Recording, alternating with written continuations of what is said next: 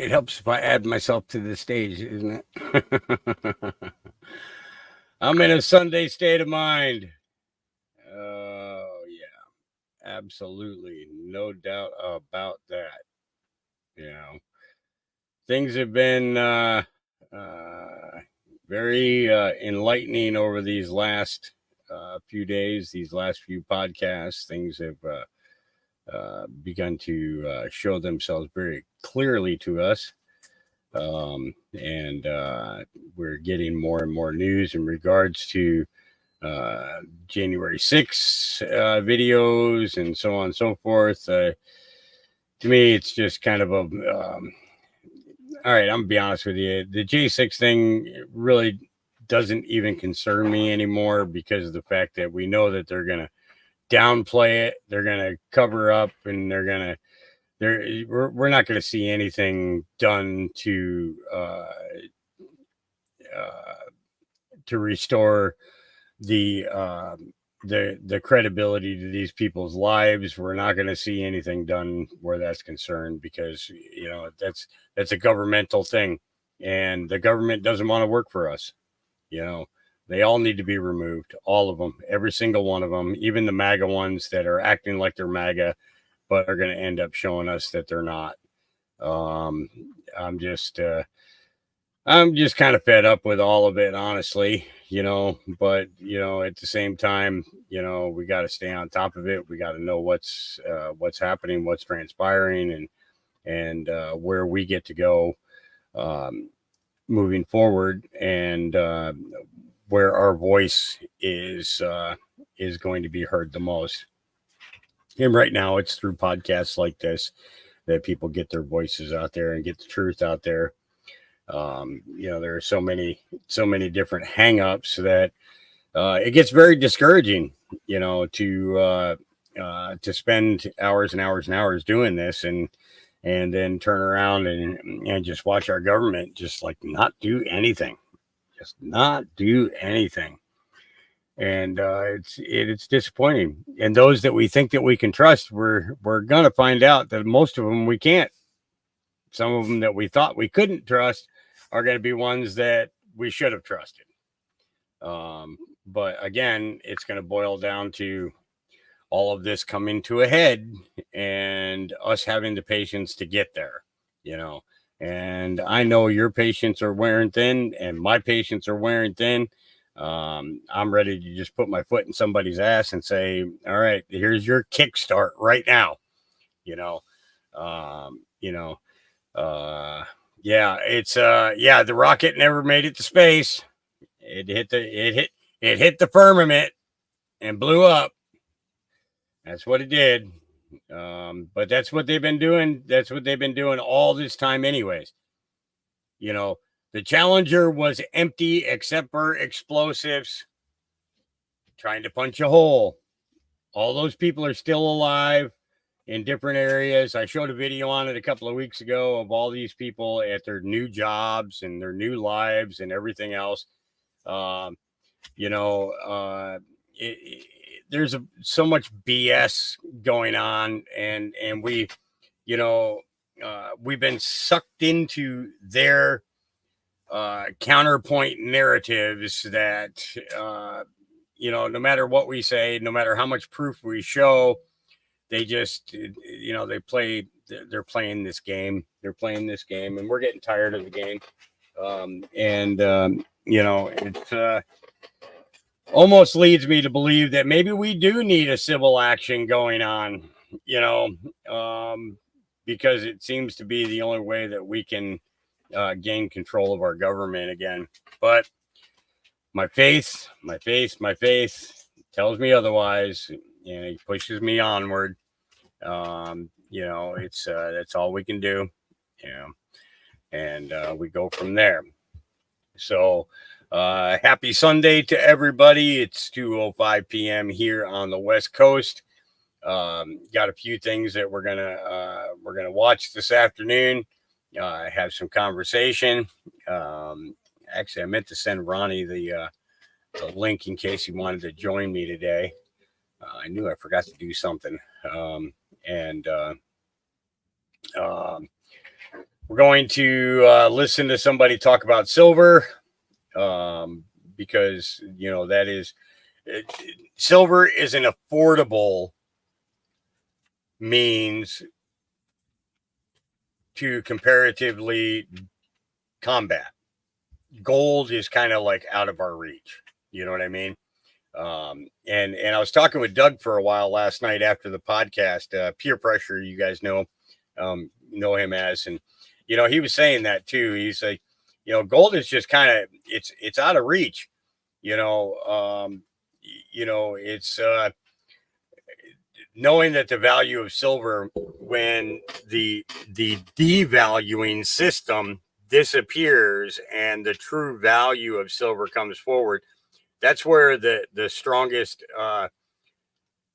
standpoint is going to be for all those who purchased. Whether you bought a couple of ounces, or you bought a couple of 100 ounces, or you own a couple of 1,000 ounces. Everybody says, well, how do I hide this? How do I hide? Well, you shouldn't have to hide it, but I wouldn't put it in a bank in a safety deposit box. I would put it in a safe in your house. Put a safe in the floor of your basement or something like that. You know what I mean? Or somewhere on your property, put a safe where, actually I know a guy who took and he cut and hollowed out the base of a tree, a huge oak tree. He cut a big hole in the bottom of it, he used a chainsaw, and then he cut, and then he did various cuts in order to do it. But what he did was he hollowed out a big section of the stump of this, and he put his safe inside that, and then put the covering back in there. And you walk by that tree and it looks like a tree. It doesn't look like there's anything in there. But that's how he did his. But that's also where he hid his moonshine and some other things that were kind of illegal. But I know other people who take 50-gallon drums, dig holes, and bury 50-gallon drums with everything that they could possibly need, buried in it. So I don't see where the government can come and confiscate your silver or gold anymore, because the American people just ain't gonna have it. We're done with that crap. We're done with them taking. A couple of points that were made yesterday was, so if the funding for the 87,000 new IRS agent has instead gone to Israel, I guess they're not going to have 87,000 new agents, because that's how they were going to fund it. And they don't get to do that. That money was used instead to fund the fiasco in Israel. So plus Biden sent another $4 billion to Iran. I don't know if you guys heard about that, but yeah, he sent another $4 billion. So it's now totaling over $9 billion that he's given to Iran. He sent piddly sticks to the people of Palestine, which is a real shame, because the people who don't have anything to do with Hamas or with Mossad or any other terrorist organization, they're suffering the most, and that really is a real shame. But there's also a lot of theater going on surrounding that as well. There was a woman who put out a video claiming that she was a nurse, and she with all these injuries and everything, and it turns out that she's an Israeli actress, a mega actress in Israel, and so that got exposed this morning. We're gonna see more and more stuff that's gonna be put out there in front of us, and we really have to use our discernment. We can't react as soon as their information comes out, because we can wait 24 to 72 hours and we're going to find out that everything's the exact opposite of what they said.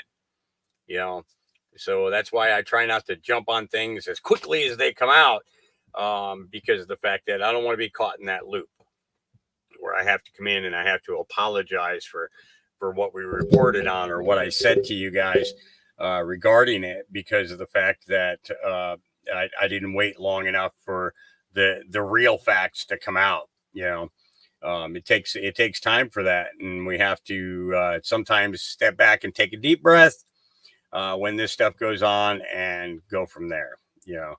But yeah. Screw big tech. You're right. If people would stop paying taxes, the IRS would go away, but people are too scared, or the government coming and taking everything and possibly their life. Yep. Well, the thing is what the government should be afraid of is us coming and taking theirs. That's really, really, really what everybody should be looking at. That's isn't that Jimmy Carter's wife? Rosalind Carter, isn't that his wife? Yeah. If I'm not mistaken, that's his that was his wife's name. But we were told to watch the wives too, weren't we? Now as the wives start to disappear, we'll start seeing how bad the men screw up. But then again, half of their wives are men, so they can screw up twice as bad. Yep, and it's so yeah, if the wife goes, this is the thing, is that the wife goes first, especially when you're in your 80s and 90s. If the wife goes first, the husband generally goes within a year or two, because it's one, they give up because they have nothing to live for anymore. Their spouse is no longer there. The person that they lived, loved, and longed for their whole lives is now gone. It's kind of funny that President Trump, made the comment that Jimmy Carter looks like a genius for what he did while he was in office, and compared to what Biden's done. So and he's kind of right. Carter does look like a flipping genius in comparison to what this goofball that's in the Oval Office right now is doing. But things are going to catch up. Things are going to catch up to all of them, and it's going to really, really, really, really affect so much. And it's going to, it's slow country. I heard that. They were both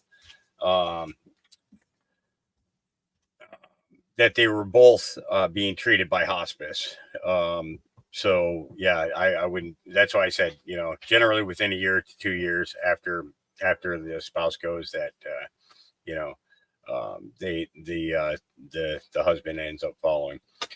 Generally, if the husband dies first, the wife will live on, another 20 years.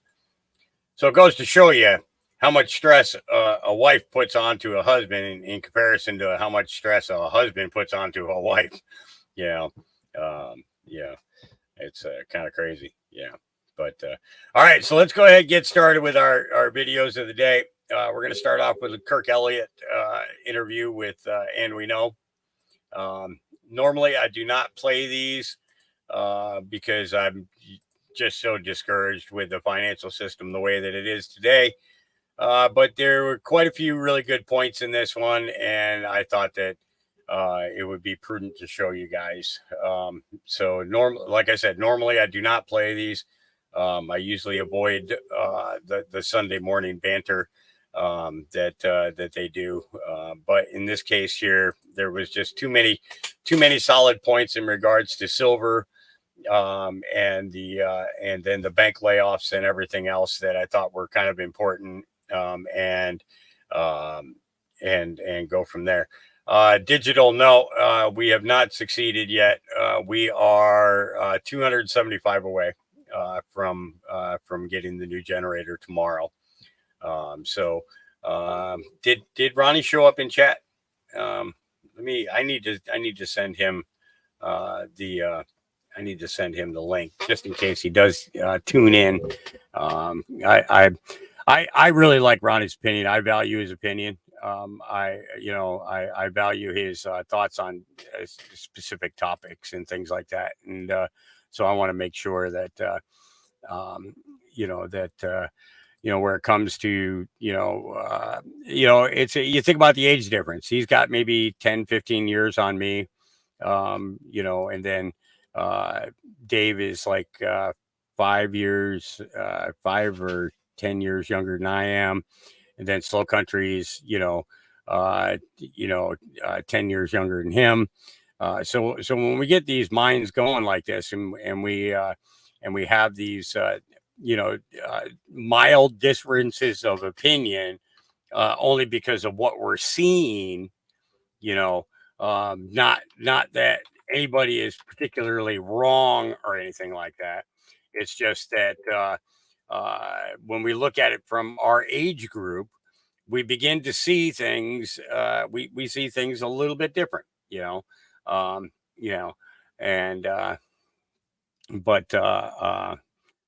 yeah.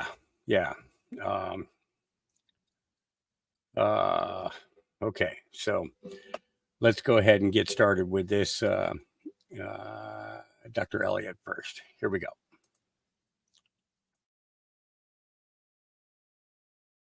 Well, folks, it's wonderful to have Dr. Kirk Elliott back once again. So much has happened this week. If you guys didn't know, we have below the description in this video, andweknow.com/gold. You can go to that anytime, reach out to Dr. Kirk Elliott.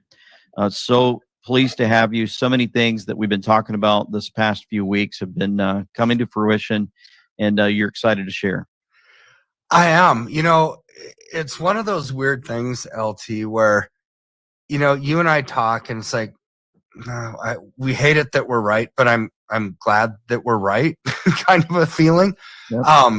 Because I never want to be the bearer of bad news, but when we're speaking about certain things, we're actually just reiterating what the policymakers are saying. Where it's like they're not making it public, but we're finding the information and we're relaying it to everybody, so you can then make a wise, logical, spirit-led decision with your finances and your life and everything else, right? So a couple of those things that we've talked about over the last 3 weeks, actually earlier this week, came to fruition. It's like, oh man, it's like one of those things where it's like, I love it that we got it and we were right because we're helping a lot of people, but nuts. I wish we weren't right because this is bad for the economy and the world, right? But so one of those things, a few weeks ago, all the viewers here will remember we were talking about cardboard box sales, right? And how it's this weird unofficial leading indicator that I look at, and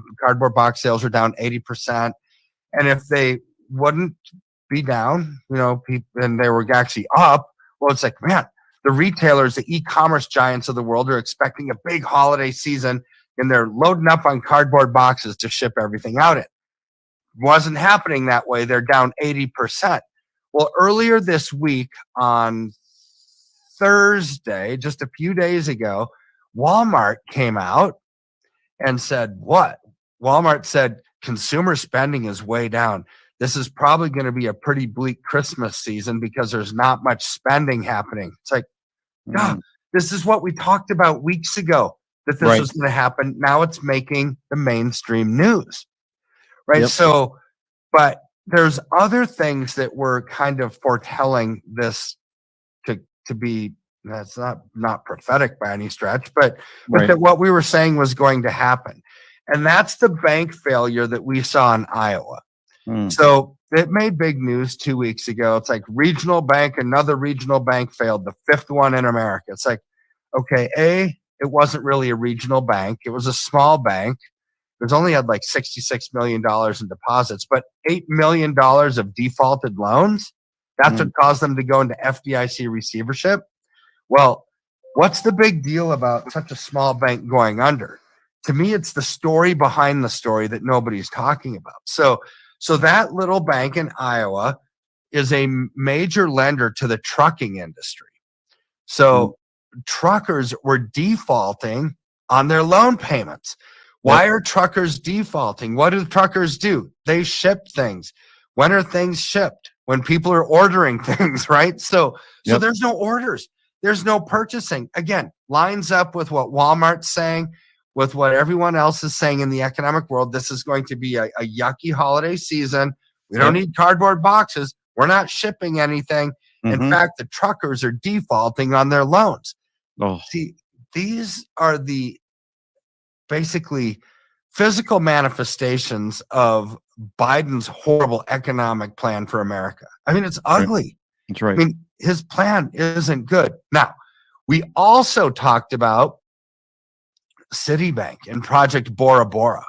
Remember that? That was maybe 2 weeks ago. We talked about that. And Project Bora Bora was the internal document name for Citibank's plan to start unloading 10% of their workforce.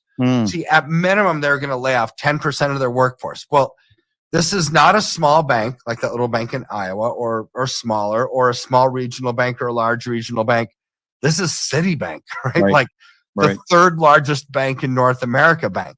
So they have 240,000 employees. Project Bora Bora said they're going to lay off 10% of them at minimum, which would be 24,000 people. What started happening on Thursday? On Thursday, the CEO of Citibank made it public. It's like, we're starting our layoffs today. So, oh my goodness. So they already started. So we then have to start asking this question of, why are banks laying off people? What if Biden's economy were so robust, why are they laying off people? And you'll hear a mainstream media type talking heads on financial news spout off such erroneous economic intel that it's just laughable, because they don't understand economics. And they say, oh, with higher interest rates, the banks should have a very profitable quarter. It's like, what? That would be true if people had disposable and discretionary income, right? Where if interest rates go up and people made their higher payments and they still had a bunch of money left in their wallet at the end of the month, it wouldn't matter. Doesn't matter if taxes go up, doesn't matter if interest rates go up, doesn't matter if inflation goes up. If you still have a bunch of money left over at the end of the month, you're going to continue to spend. This isn't the case, right? This isn't the case at all. So just 2 weeks ago, Janet Yellen was bragging. She was bragging about how resilient the U.S. consumer is and how we keep spending money in the light of a bad economy, and we're keeping the economy afloat. Good job, America, right? What a stupid thing to cheer about, because people aren't spending money out of their checking accounts. Like if you were to spend money, LT, out of your checking account, if I would, that would be real spending. That would be, it's like, hey, money, I've already paid taxes on, it's in my checking account, I'm just spending it. I'm not going into debt. This is true economic growth. But what they were bragging about, which they should have never been bragging about, is people were spending money on their credit cards, right? And credit cards is not real spending. It's already borrowed. It's other people's money, and you have to pay it back with interest. That gets people into huge problems. So now credit cards are maxed out at over $1 trillion in outstanding credit card debt nationwide, highest it's ever been in the history of our country. Well, it's like, good grief. Now what? Now, when credit card lines of credit are being decreased, when people are at their max, well, this is a problem. Right? The problem is there's no more money to spend.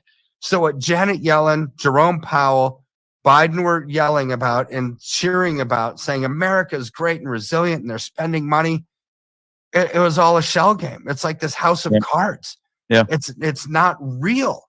But what's real is that Citibank realizes, oof, this is going to be a bad holiday season.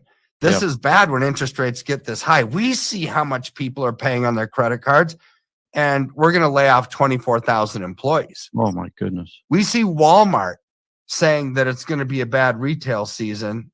And what are they going to do? They're probably going to lay off.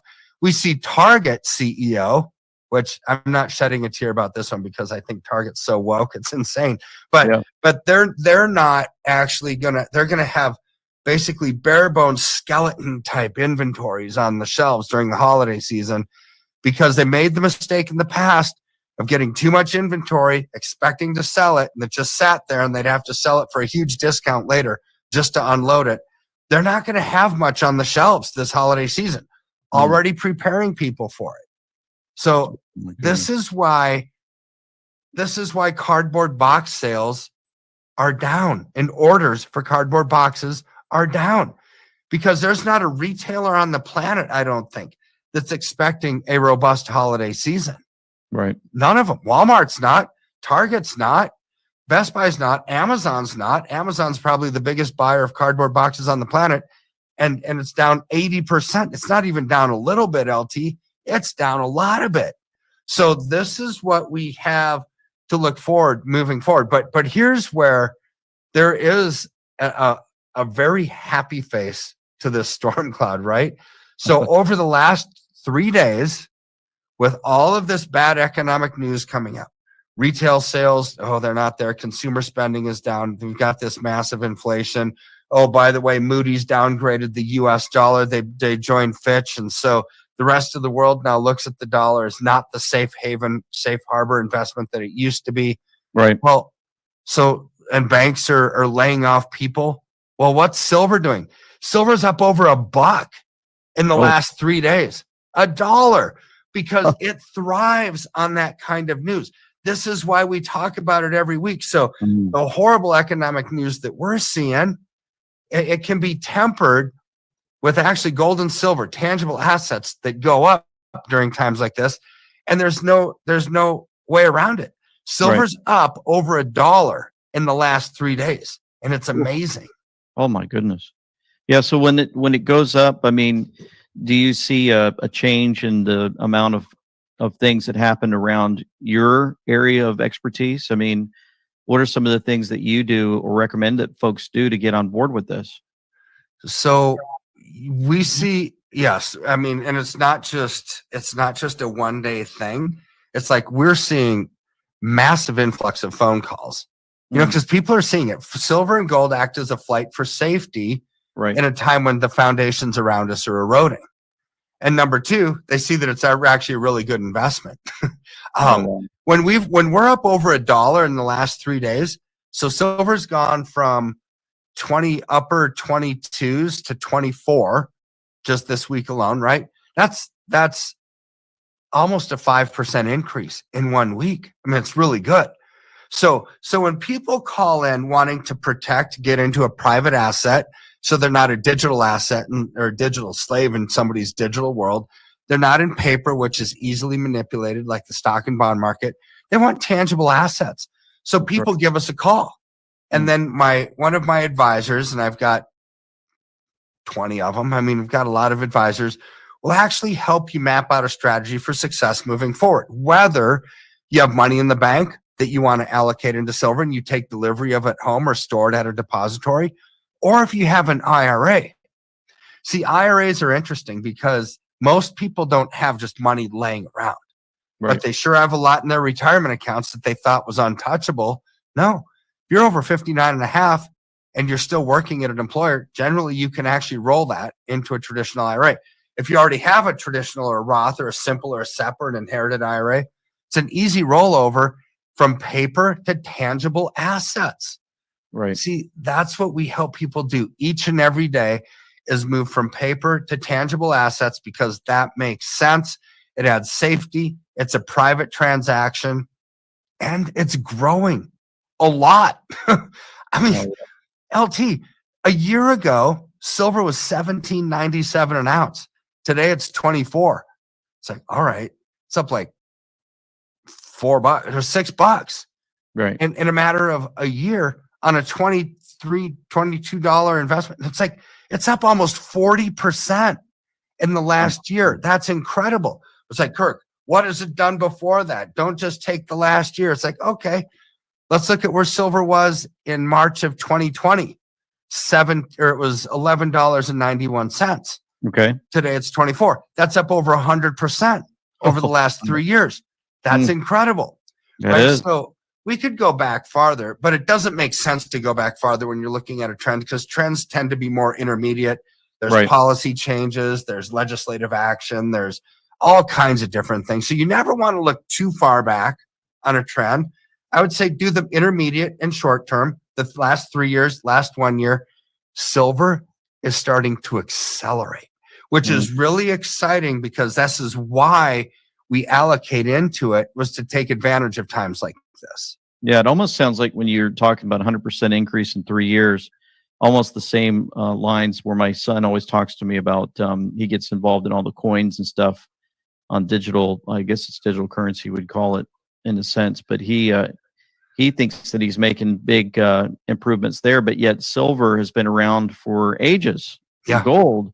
And so to me, look at that. You could have bought, silver for maybe $200. It'd be at $400 today, and then here you go. You just done a huge increase, and so of course that helps on the IRA stuff. So when we invest our IRA in silver, then that tells me it's just going to continue to grow over the years. And then when I turn 59, 60, 61, and say, okay, that's, I don't want to cash in on this bad boy, it's going to be a huge increase compared to what most folks might have their IRAs in when it comes to just real money, right? I mean, just paper money, right?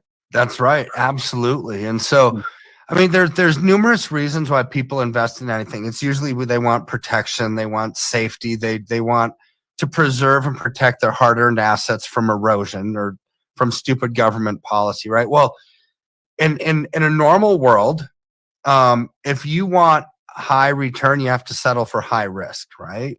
Right. It's just normal. If you want low risk, you settle for low return. This is one of those amazing times in history, and I just think it's like a kiss from God, actually. It's like, all right, we can actually use the wisdom, intuition that God gives all of us, that creativity. And silver, to me, is the safest asset in the world because of the supply chain disruptions, the low inventory, the high demand. Economics 101 says that's when prices go up. So Right. safety-wise, because of that, it's used as a manufacturing metal and it's in very short supply. Safest asset in the world. Also happens to be, at this point, the fastest growing asset. Show me a world where you can have the safest asset also be the fastest growing. It never really happens, but yet it's happening. So we get to take advantage of that. That's what's exciting.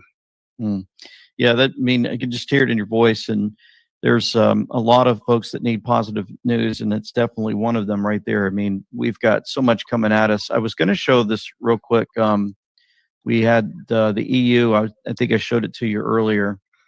These guys created the CBDC there, and so I'm feeling bad for them on the other side of the pond there. But Liz Churchill said we were called conspiracy theorists for suggesting that the central bank digital currency was being implemented. Below is a video of the EU celebrating CBDCs being implemented to create their digital enslavement prison. Now, this is to me, when I go through and I read about all this, of course, we had Christine Lagarde also sharing with everyone that you're going to go to prison if you spend more than 1,000 euros in cash, and you can take your risk. I mean, so they're throwing fear on over there. There's a lot of folks saying, there's no such thing as enslavement prison, CBDC, and blah, blah, blah. But we're seeing it play out in real time. And I'm just wondering what you have to say about all that. Well, I think what's better than what I have to say is let's hear her say it. Can you play that video? Oh, you want to see it? Sure. Let's play Christine. I think it's only a minute long, but you got to hear this. It's wild. Yeah, here we go. You're introducing the electronic euro, as I know. Yeah. So yeah. How can switching to an electronic currency help? Now we have in Europe this threshold above 1,000 euros, you cannot pay cash. If you do, you are on the gray market. So you take your risk. You get caught, you are fined, or you go in jail. But the digital euro is going to have a limited amount of control. There will be control. You're right. You're completely right.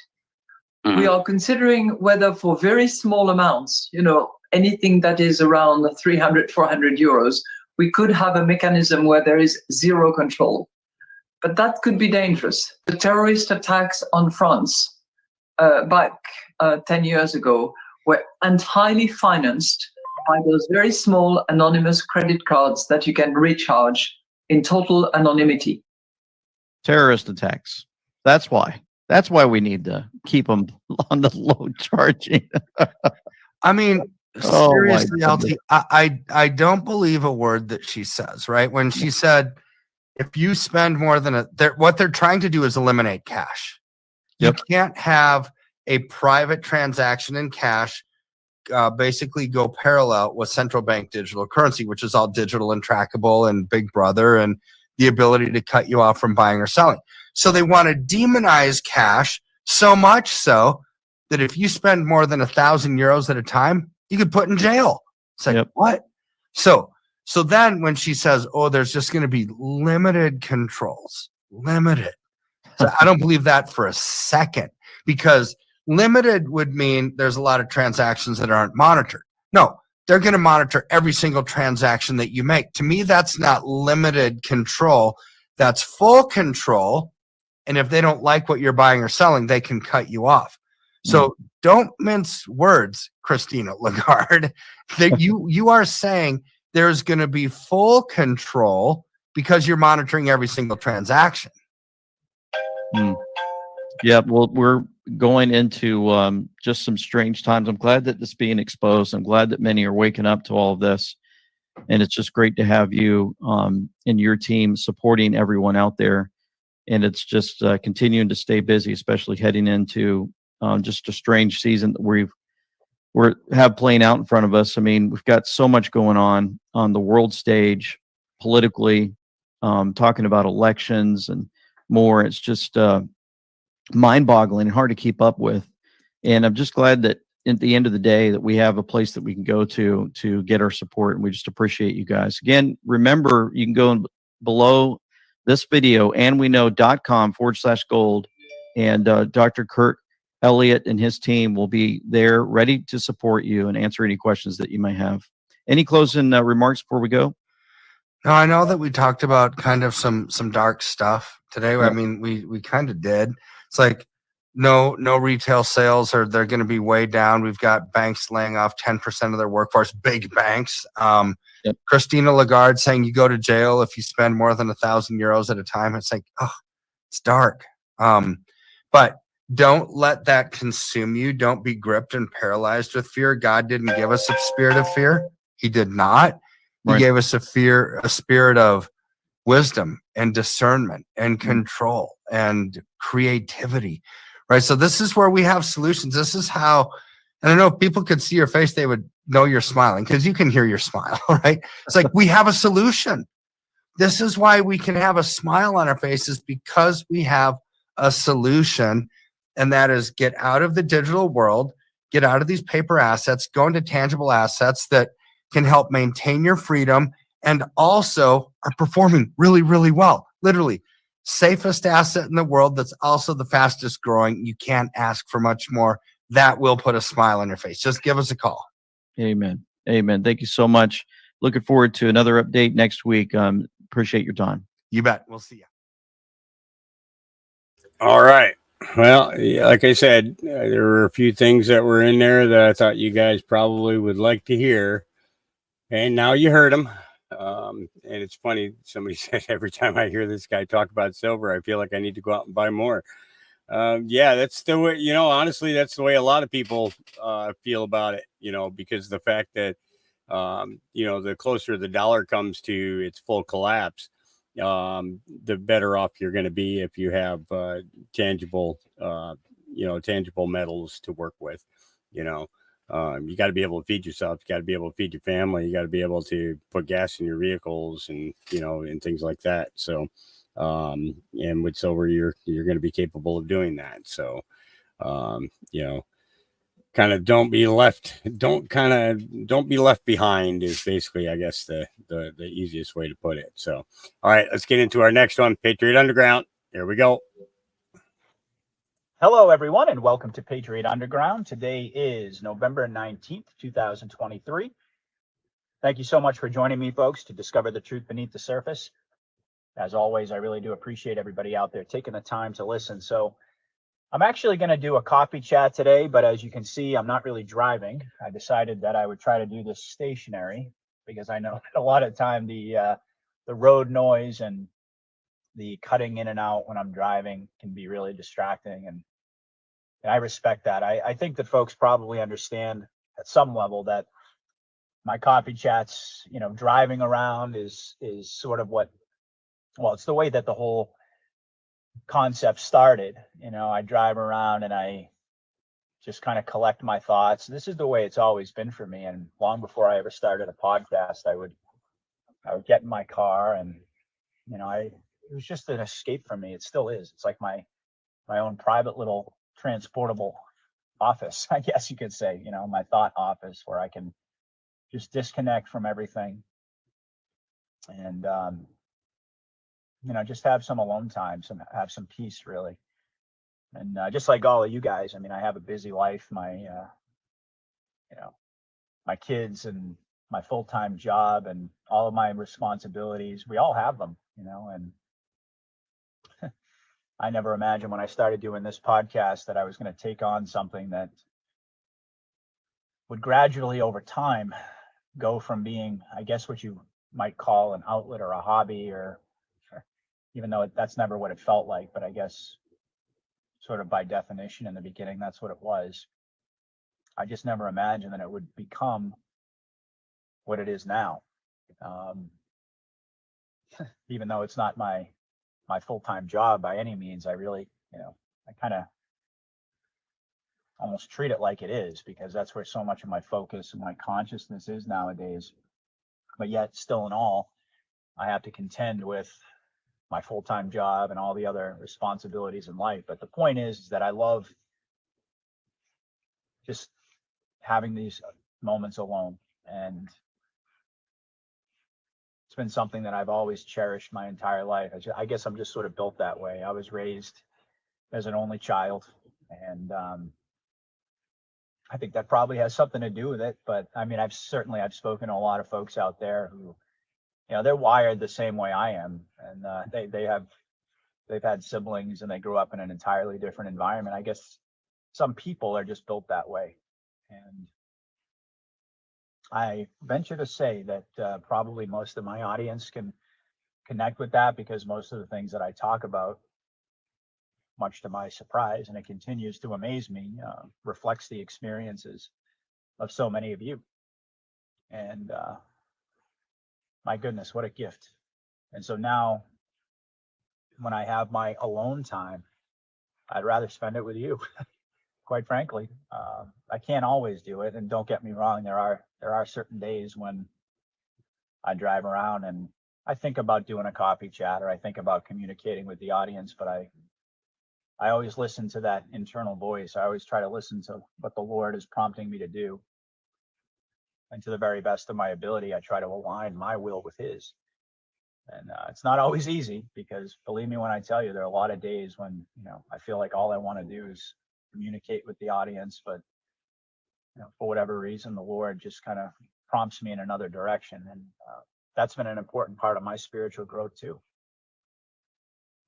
is listening to that and being patient and allowing myself to have that time to rejuvenate and to rest, and to be at peace. But what really brings me that sense of joy, that sense of fulfillment that's eluded me for my entire life, is connecting with all of you and discovering that I had the ability to do that, that the Lord had given me the ability to do that. Well, I'm not really sure there are words for that. I'm not really sure there's an adequate way to convey what that feels like after a lifetime of feeling just the opposite. And as much as I've talked about the isolating effect of this journey and what it's meant for all of us to have to walk this solitary road for such a long time. I mean, I know I've discussed this gosh, there's probably no way to count how many times I've referenced this, and especially in the copy chats, but it just never ceases to amaze me, the way that God builds and the way that he illuminates our path and the way that he provides confirmations that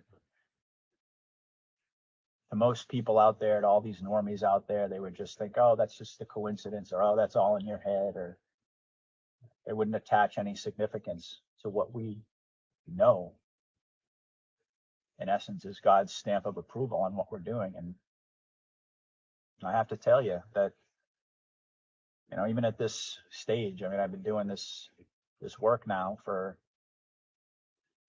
well, it's been more than 2.5 years. And I mean, other than my wife, who's on a need to know basis, obviously, nobody else in my life knows. And even now that I put my face out there, I mean, I recognize that, there's a possibility that could all change at any moment. But, and I followed the Lord's prompting, and, I guess that was the reason that I decided to do that. But, even at this late stage,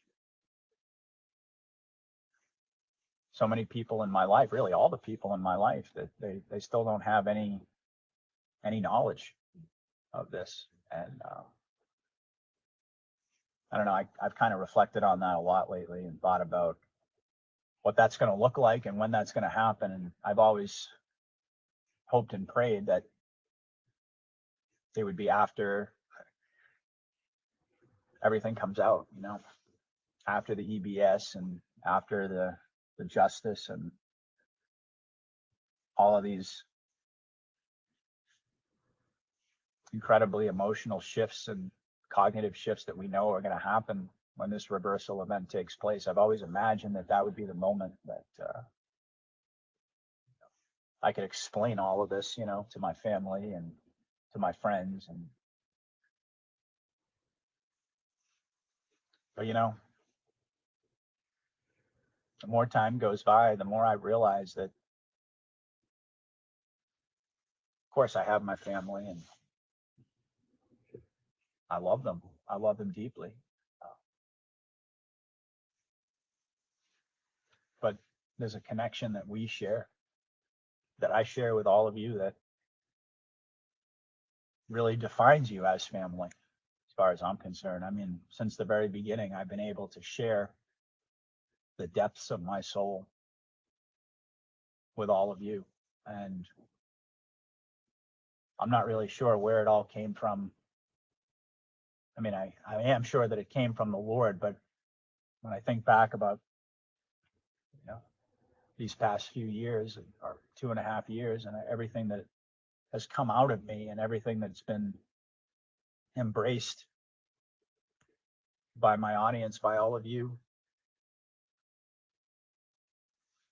I just don't really have words to describe the power of that. And it really does make all of you family to me. And it continues to move me to think about it.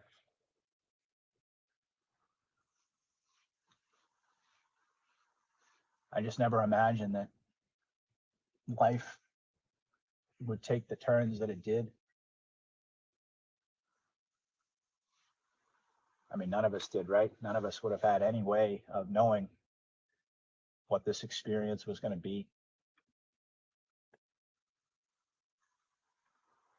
And yet here we are, we find ourselves, yes, tired and battle fatigued and weary, and having gone through an enormous amount of suffering and made an incredible amount of sacrifices in order to be here, in order to stand in who we really are. But there's just so much beauty in that, and so much peace amidst all of the chaos and all the fog of war, amidst all the unanswered questions and all the negativity that we've had to transcend. There's just so much beauty in it all. And I look out at the Patriot community. I I look out at all of you, my audience, and I think to myself, of course, this is why all of us were chosen. Because look at the quality of these people that have never even met me. And for quite some time, for most of my journey, had never even seen me. And yet I can share parts of myself with you that I could never share with anyone in my life.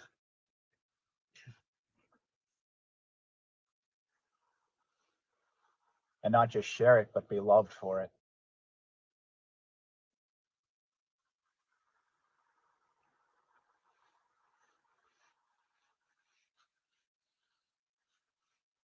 I've reflected on this before, but it just gets me every single time.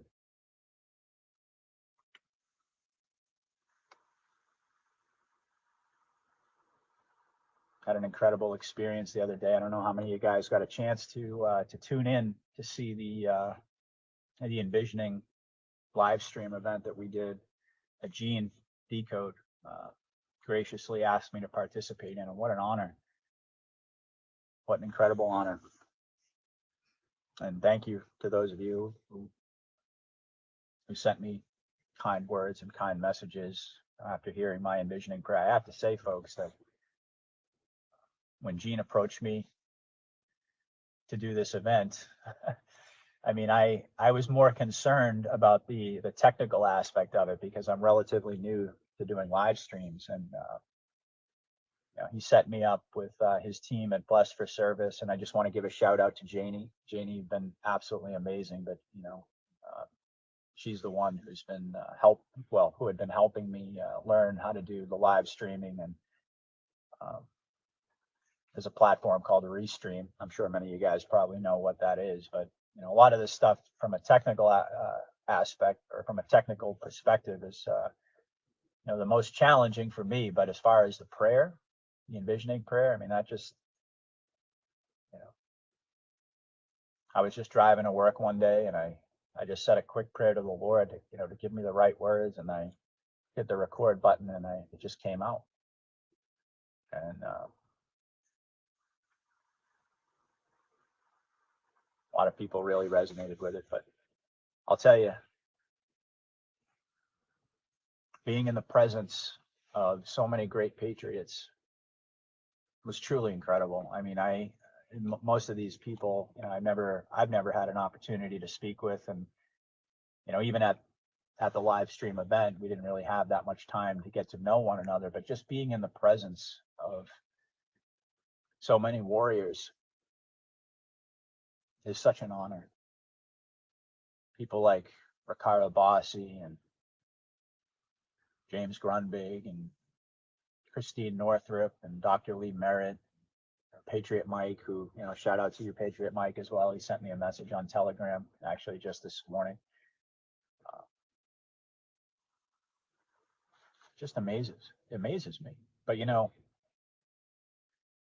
truth is that, I mean, these are individuals out there that, all you guys know, and people that you listen to and respect. And likewise for me, that's, I think, kind of the shocking part to me. Sometimes I have to pinch myself because I find myself having conversations with people that I've looked up to for such a long time, people that I've been listening to. And I mean, even to this day, when I interview them, and you guys can see now that I'm on camera, I mean, I take notes when they're talking. I'm a student of theirs, and that's really kind of my attitude in general, is that, it doesn't matter how big the show gets, doesn't matter how long I've been doing situation updates and, doing analysis and all of these things. I mean, I remain a student. I know that. And I think in so many ways that that acknowledgement, that, it's freeing, and that I think back to my very first episode when I introduced myself to all of you and told you that, the basics of who I was, just an ordinary person, just like all of you, who who wants to share this experience, knowledge, yes, truth, yes, but I think at an even deeper level, the heart, the soul.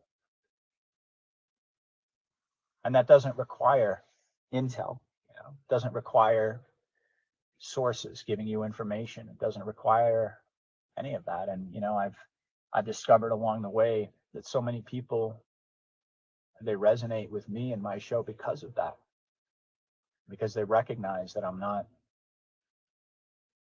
like so many of the others out there, in the sense that, I don't have that type of information. I have a voice that God blessed me with, and an ability to analyze and connect the dots. And I always knew that I could do that, but I just never imagined that I would be. I always knew that I could analyze things and I could make connections, but I just never thought that so many people, having been told right up front that, this is not any kind of secret military intel. This is not the perspective of a person who has any more information than all of you. That so many of you would still want to listen and have known that about me right from the beginning.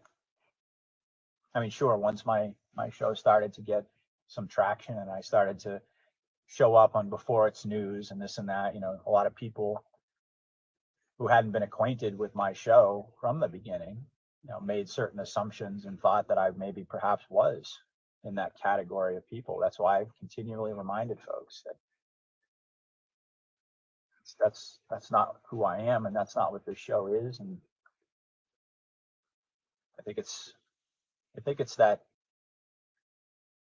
acknowledgement right from the very beginning that's kept me grounded in a way, and keeps me humble, quite frankly, because sure, there's the temptation when you start to get followers and you start to get people who really are anticipating your work and your analysis to get in your head about that, and to think that maybe that you've switched seats or something like that, or you've been promoted to a different level. But that's all just basically an illusion. That's just ego. And sure, I'm human. I've had to contend with some of that along the way, especially in the beginning, when the show started to really take off. And I quite honestly, folks, I wasn't prepared for it. I wasn't expecting it at all. And but the truth is, that it's the comments, it's the emails that I get from people, the love that people share with me, that's what fuels my passion, folks. If you really want the truth, it's not the views, it's not the subscribers, it's not being on Before It's News. All those things are nice. It's nice to get acknowledged. But success in that, in that way, if you use that barometer, that metric to measure everything, it's very fickle. 1 minute everyone can be paying attention to you, and the next minute they've moved on to something else. And that's never really been my modus operandi, try to grab and hold everyone's attention and make it about me. Even though sometimes I get criticized for that, because I do these types of shows where I reveal what's in my heart. A lot of people think just the opposite, that it's just some guy who likes to hear himself talk, and and that's okay. I accept that. That's the other thing I've had to realize, is that you have to come to accept a certain level of criticism and misunderstanding and trolling and all of these things. And it's been a process. This was never something that I set out to do. It was never an office that I ever thought that I was going to be in. So naturally, you go through different phases, but it's you. It's all of you. And that really is kind of the main focal point of my message this morning, is that I think it's not just about my journey and my perspective that I'm sharing about my experiences. I think that's really, in a larger sense, is what the Great Awakening is all about. It's that human connection that all of us, our entire lives, have felt has eluded us until now. until we come together and we found each other and we cherish each other. And even though we're separated by miles and miles and miles and countries, I mean, that's the other thing. I can't even process sometimes that I've got people who tune in from all over the world.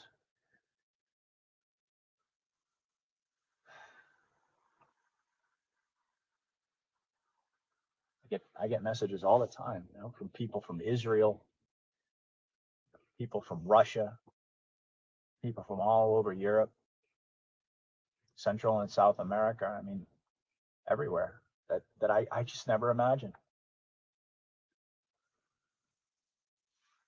But that's, you know, it's not because of me. It's because of this great awakeness, this spirit. It's the energy that's shifting in this world. And I think slowly humanity is starting to reprioritize. We're starting to see things in an entirely different way and place value in each other. And in this cynical world, driven by greed and ego and materialism and so much of, you know, what we recognize now as the cabal's mindset, you know, that they've imposed upon us our entire lives, there's this gradual rejection of that. And that's really the thing. We all know that this entire process has been gradual. You know? It's never been about flipping on a light switch or flipping off, or however you want to say it. It's not that simple. You know? And even though all of us, we have that impulse, but we just want to get it over with and we want to just get to the other side. And, you know, we all feel like we've suffered enough and it's enough people have died. And believe me when I tell you, I can't argue with that. You know, I think about all the innocent people out there who have been victimized, really, by a war that they don't even understand. They don't even know that they're in.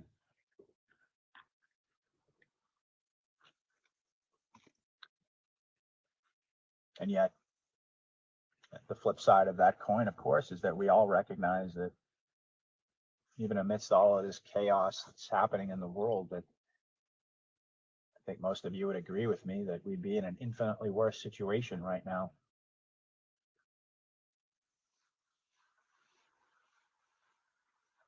if certain decisions had been made before the appropriate time. And I continue to believe that.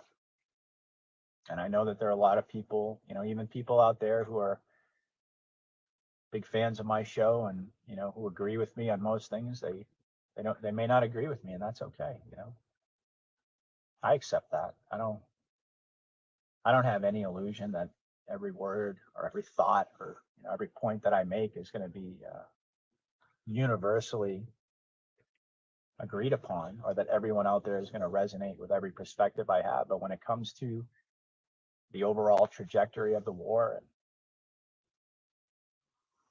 the decisions, the difficult decisions that had to be made in order to spare as many lives as possible,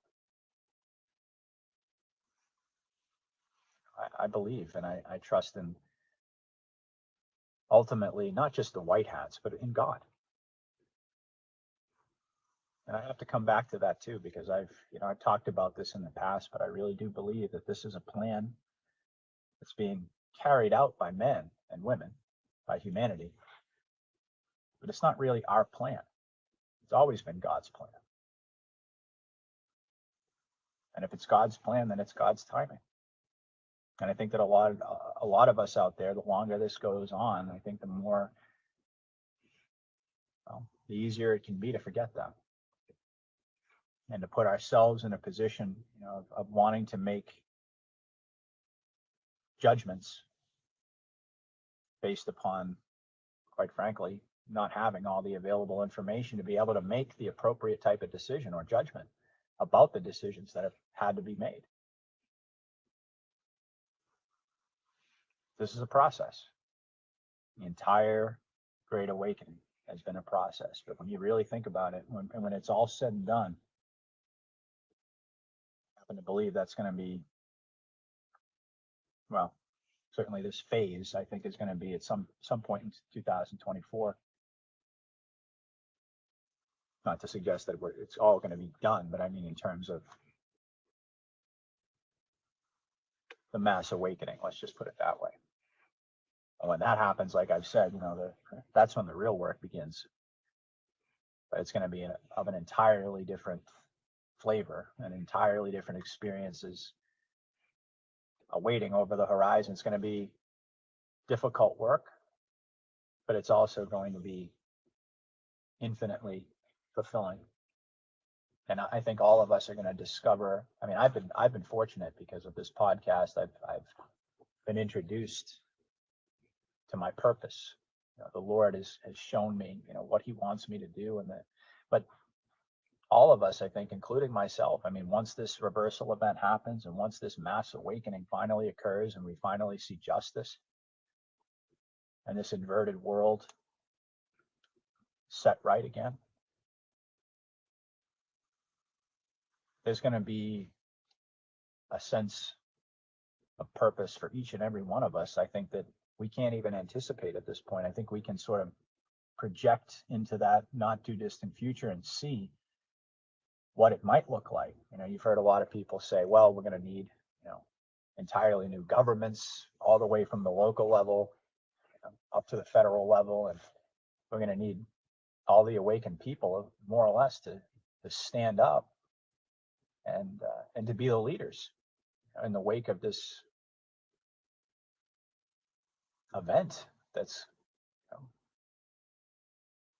we have these catchphrases, but how often do we really stop and take a moment to wrap our brain around what they really mean? Like, the enormity of what's coming is going to shock the world. And quite honestly, folks, I think that is probably one of the biggest understatements I've ever heard.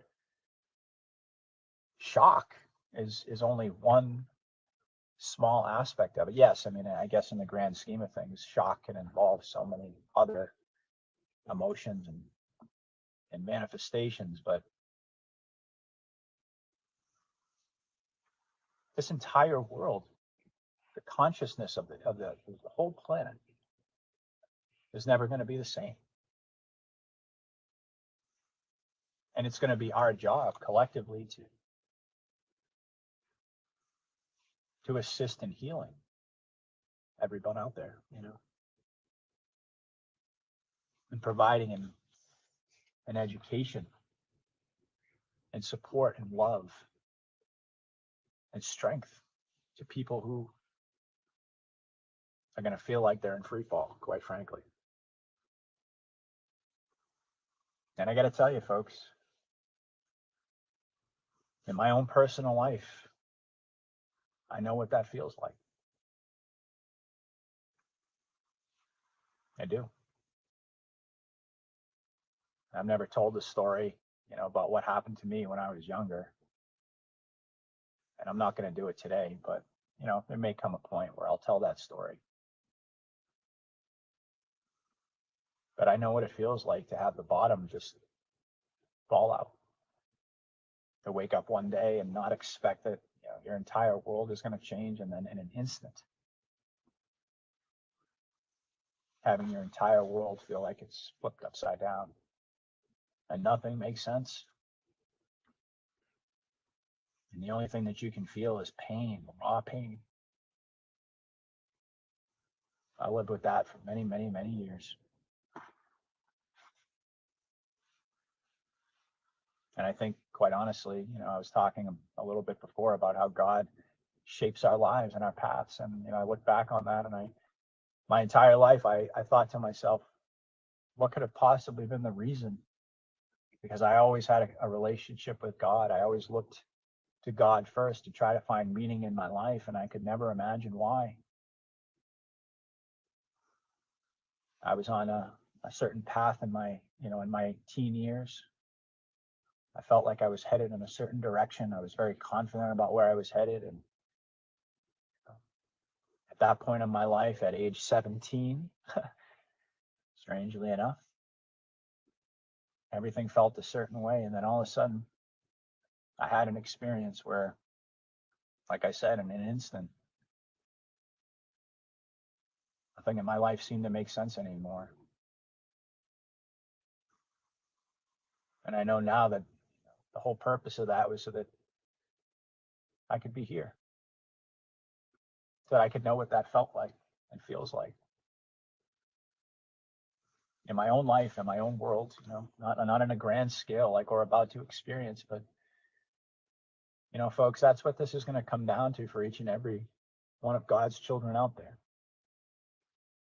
All these things are going to happen on the world stage, but the great awakening and the healing and the real experiences exist within the heart and the mind and the soul of every person out there.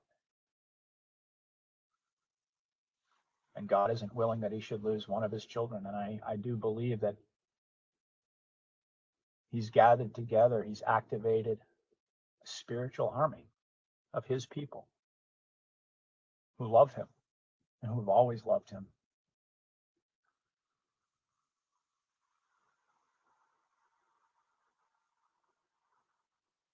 I talked about this before, and I usually get emotional when I do, but you know, to think about all of that struggle, and not just me, but all of us out there. I know that all of you listening to me, I mean, maybe I'm sure your experiences were different, but I know that each and every one of us out there had to pay a significant price to get here, to be chosen.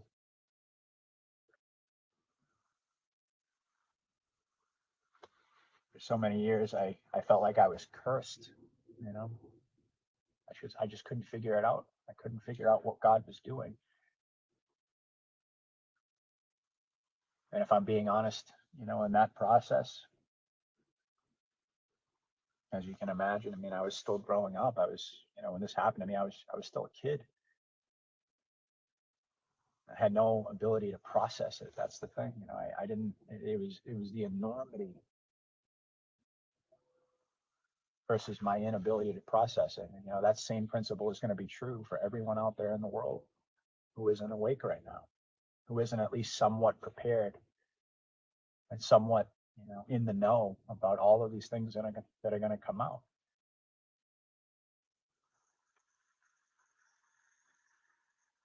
But through all those years and through all that pain and all that struggle, God knew what I was going to do with it. And he knew ultimately I was never going to turn away from him. I was going to make mistakes. Believe me when I tell you, folks, I made a lot of mistakes in my life. I'm not perfect, not even close. I'm just as flawed of a vessel as any one of us.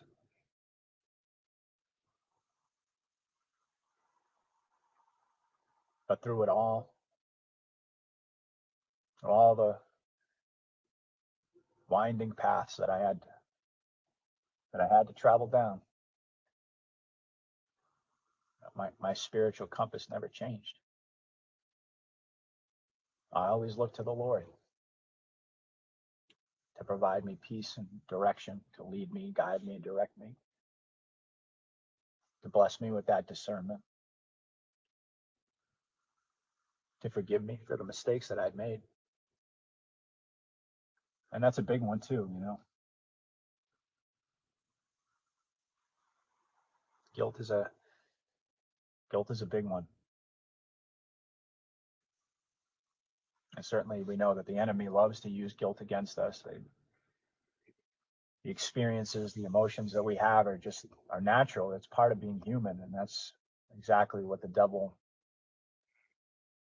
tweaks and manipulates so that he can try to convince us to turn away from what we know to be true. And even though I may have dabbled along the way, you know, to try to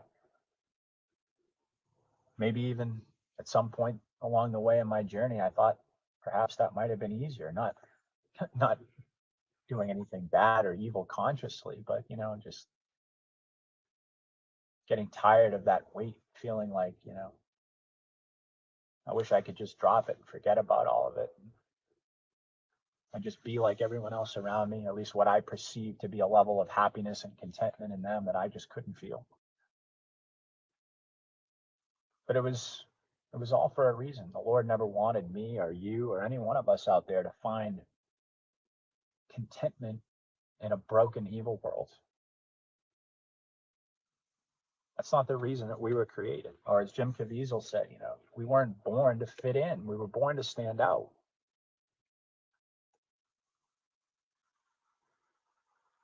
And yet before, this election was stolen and before COVID and before all of these things happened, I don't think any of us ever imagined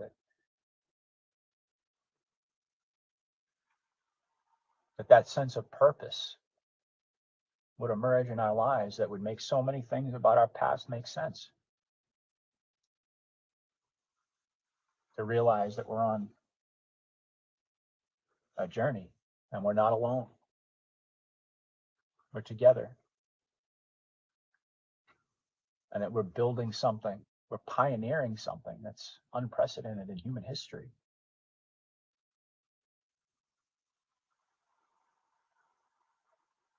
I mean, I can't think of a higher honor.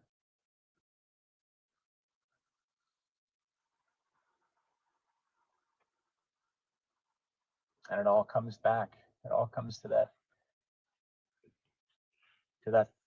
basic focal point, as far as I'm concerned, and that's the connection that we feel.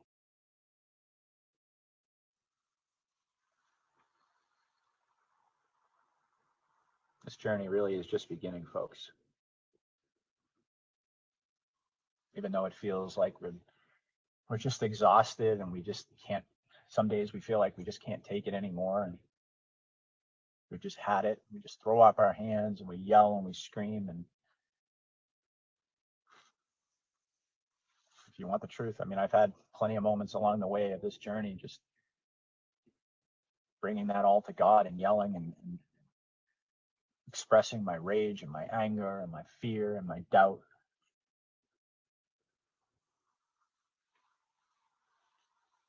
Some people might look at that and,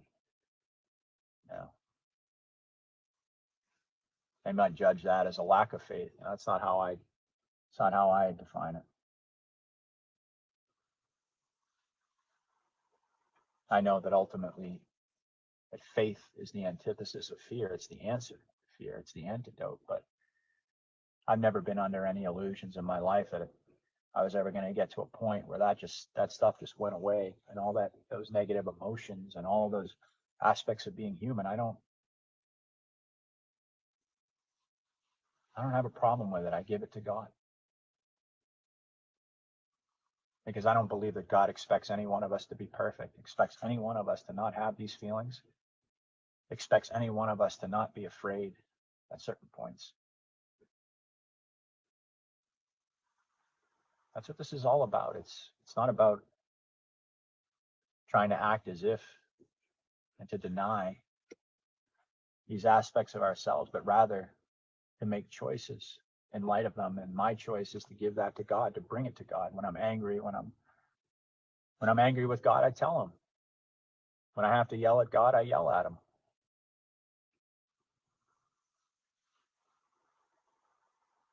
In the same way that when I'm just completely overwhelmed with joy and gratitude, I give that to him as well, and I sing his praises. I mean, to me, it's all about that relationship. And if there's one thing I know to be true, it's that God loves us. And he's forgiving. He's gracious. He's just. He's long-suffering, like all of us. Our character mirrors his. We were created in his image. And so therefore, he understands us completely.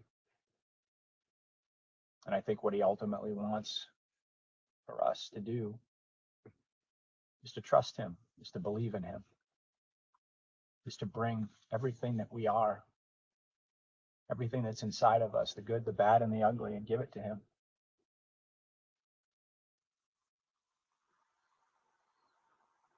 And I just marvel at the way that he manifests, the way that he provides us confirmations, the way that he delivers people into our lives that at exactly the right time for all the right reasons.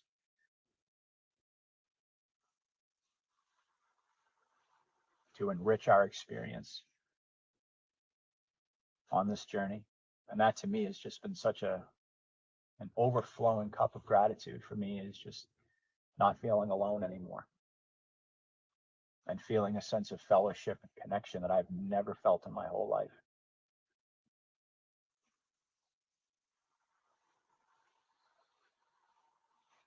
I'm sitting here and I'm looking out at this beautiful lake, the sun glimmering like diamonds.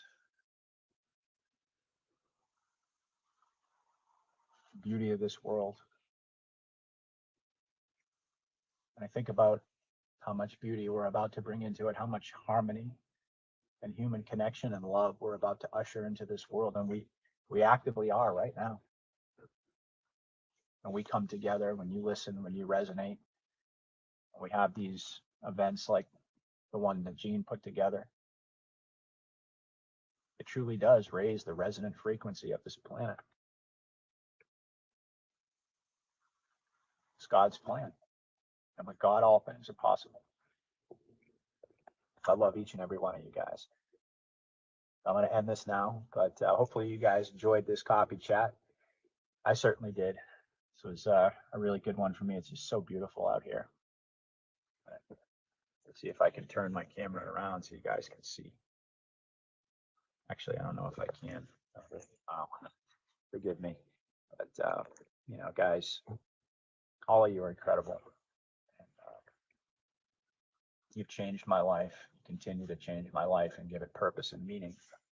And there's not a single day that goes by that I don't thank God for that. And there's really not a single moment that I'm not consciously aware of how incredible this experience has been. And it's because all of you have decided to tune in to listen. That's why I always thank each and every one of you for listening, for taking the time. It's made all the difference. All right, guys, I'll be back soon.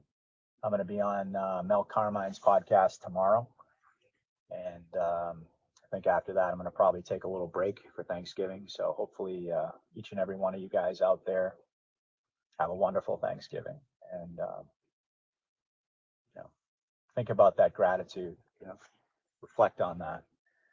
And I know it's going to be difficult, you know, being with our families and being with all the normies. And there's always gosh, that's a whole separate podcast that I could do, and I've done in the past, certainly, you know, about getting together with family. But love your family, love the normies, love the people out there who still haven't gotten it yet. As difficult as that may be. I mean, I know that we all love them, but, you know, really love them and try to really be patient and understanding, because ultimately that's going to be our role moving forward. But also focus on us, focus on our family, focus on everything that we've created and the gratitude that you have for the connection that we share, because I certainly will. All right. Bye, everybody. I'll be back soon. Patriot out. All right. That was Patriot Underground. He sounded kind of sad today. Yeah, it happens. You know, what can you do? What can you do? Yeah, he's you know, I've been listening to him now for a little over 2 years, and you know, I appreciate his messages wholeheartedly. I really do. Yeah. Oh, yeah. I wanted to bring that over. I saw that a little bit earlier. So if ye have faith as a grain of mustard seed, nothing shall be impossible unto you. Funny how they brought us up. Well, what can we do? What can we do? What can we do? All right, Melissa Red Pill up next. Here we go.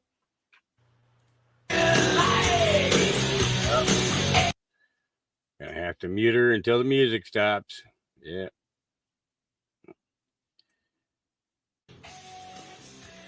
Yeah. Dan Scavino and his videos. Yeah. It's cool that he does it, but at the same time, he gets us into trouble. Yeah. Patriots, I There we hope go. you're having a great day. I am There we go. Melissa, Red Pill the World. Love our president. I love you, and I love that we get to come on here and talk about the current events in the light of God's word. That is what we do. I'm on freedomforce.live. That's our website. If in case you are new here, definitely go and check out the social media, because it's all right there, and join with us so we can share to get this information out to the world. That's what we are doing.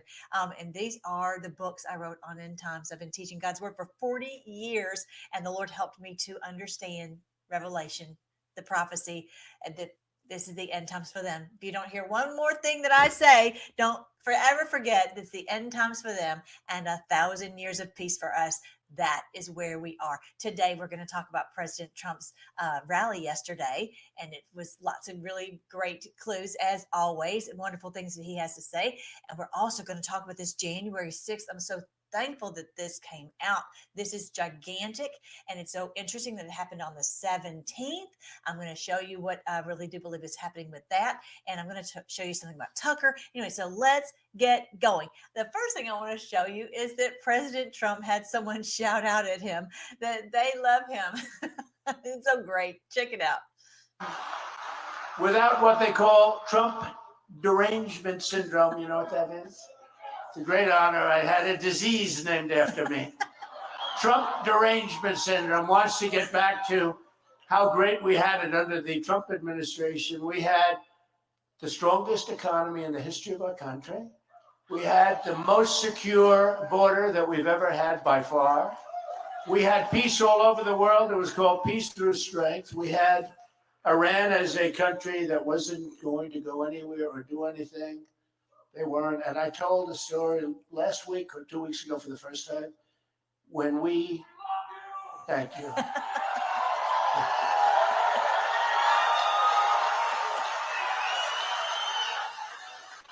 Thank you. Doesn't sound like my kind of a lover, but that's okay. Thank you. He's old man, that guy. You got to see this guy. Anyway, but thank you. I love him. He's so fun. He's so funny. It's just no wonder we love him. Not only just because of all the things he's done, but because of just we like him. Not only do we love him, we like him. And boy, do we need him. Boy, do we. Okay, so let's talk about what happened yesterday. These videos started coming out. I'm on Twitter, and I really do encourage you to get on Twitter, because they're trying to destroy Twitter, because the truth is coming out on Twitter and they can't stand it. And so this came out yesterday. Look at this, 10 seconds worth of watching this, and you see immediately this was clearly not what we were told in the mainstream media. Clearly, the police officers, whether they're Capitol Police or whoever they are, they're absolutely fine with these people coming in. They didn't say, "Oh, you're not allowed to be in here. You need to get out." And it's not hair on fire. "Oh, we're so in danger. Oh, we're going to be killed." This is clearly not what was going on. So what was told to us was not what was going on. But you see clearly when you see the videotape that does not lie. That's why McCarthy never did want this to come out.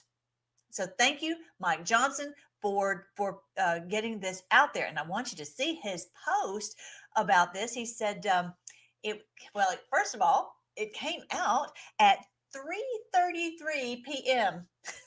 How about that? How about that for a coincidence on 11/17? So many coincidences there. So we know the 33s are, as the word of God says, that's the third of the angels that fell. And those who are the 33s are these secret societies that do all of this mayhem. They come out in the mainstream media and they say one thing, but really when you see the footage, you realize that they've hijacked the January 6th. They hijacked BLM. They hijack these protests against genocide. That's how they control people. And they've been doing this for a long, long, long time. I mean, even back to Roman times. This is how they've been playing humanity like a fiddle. And it's over now because we have video footage. We have the way to get the truth out. That they can't stop us. So keep going, and definitely go and follow me over here on Twitter, all the social media. Let me go back. When you go to freedomforce.live, you'll see all of the social media right there, and you join with us. Actually, I do have the Twitter one over there. And I actually have been posting on YouTube. I'm being so careful on that one. And it's just YouTube, youtube.com/@Melissa Redpill. Okay. So go and join with me over there. I dare not put it on my channel. I dare not, because I'm trying to keep these things from being removed. When they're continually removing you, then you must be right on it. Right. So, plus, because we have such a great battalion and we get this truth out, they can't stand it. So we've been able to work around them. All right. So yeah, this is one of the ones that shows you see that the police officers supposedly are just drawing the people in there. That's the most peaceful insurrection I've ever seen. Look at this. Except for the feds who are drawing the people in. Did you see it? I'm going to play it one more time. Watch this. They're just saying, come this way. Come on in. It's a trap. It's a setup. Hello. This is how they do. And now some of these people who are coming in right there likely are feds. They literally lost count of the number of federal agents that they had at the January 6th protests, because we were there protesting a fraudulent election. Thank you so much to Rumble and BitChute. I can say it was a fraudulent election. And so that's what we were there for. And so now you see all these people, they're being drawn in, and they're going to use this for the narrative to talk about how horrible we were such insurrectionists and all of that. So the video footage does not lie. That is why they never wanted this to come out. So thank you so much for that. Now, to be honest, McCarthy did give little snippets to Tucker, but now we have 44,000 hours that people are scouring and throwing this all onto the social media so that we can share it. So everything you've got, share it everywhere. Share it on, email, text message, carrier pigeon, however you can get this truth out. And all throughout history, we've never had the ability to share this information like we do now. So that's what's a huge thing. President Trump said that there's never been a movement like this in the world in all of our history. And it's because we are able to share this information. Check this one out. This guy is handcuffed, and all of a sudden his cop buddy, oh yeah, he gave you a little fist bump. That's the famous fist bump. What is that about? They're all in cahoots. They're all in cahoots. So in this video alone, we can see the Capitol Police, whether they're Capitol Police or not, I don't know. That's what they look like. They release a protester and allow him to keep his gear after he got out of view. So the point is, the videotapes are just awesome. The footage is awesome. So yeah, they're all in on it together. And they use this. How much have they used this since 2021? We have been lambasted in the social media and on the mainstream media. And the whole thing was a pack of lies. And so I got to be honest, we cannot do that same thing to the people who are BLM. Maybe they were out there, and most of them were out there, protesting. So, okay, whether you agree with it or not, they were peaceful. And their movement was hijacked. Same thing with the ones who are doing the genocide protests. There are just a few likely federal agents who are going in and hijacking. So let's make sure that people understand that. Please share that on social media. Go to the comment sections when you read something that's stupid and it's so divisive. It divides us because from each other, when our job is to destroy the bad guys, not each other. They laugh and laugh and laugh when we constantly ridicule each other instead of them, and they get away scot-free. So that's the whole point. Let's share this truth and let's support those who are protesting, whether we agree with what they're protesting or not.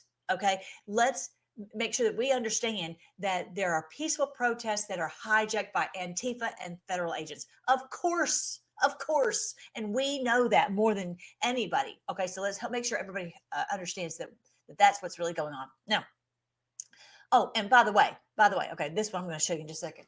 The other thing is, if we want to make sure to support those who are protesting the genocide in Gaza, because only 20% of the youth are supporting Biden at this point.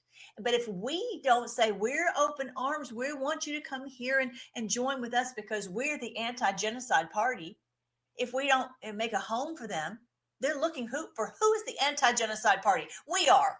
We are the anti-genocide party. We are the anti-establishment party. We're the anti-killing party. Okay, this is what President Trump is saying. You've got to listen to him very, very, very carefully. All right, so I want you to see that. Okay, so this is the one that made me so angry when I saw it. This is a woman. She doesn't even weigh 100 pounds, and they go dragging her out.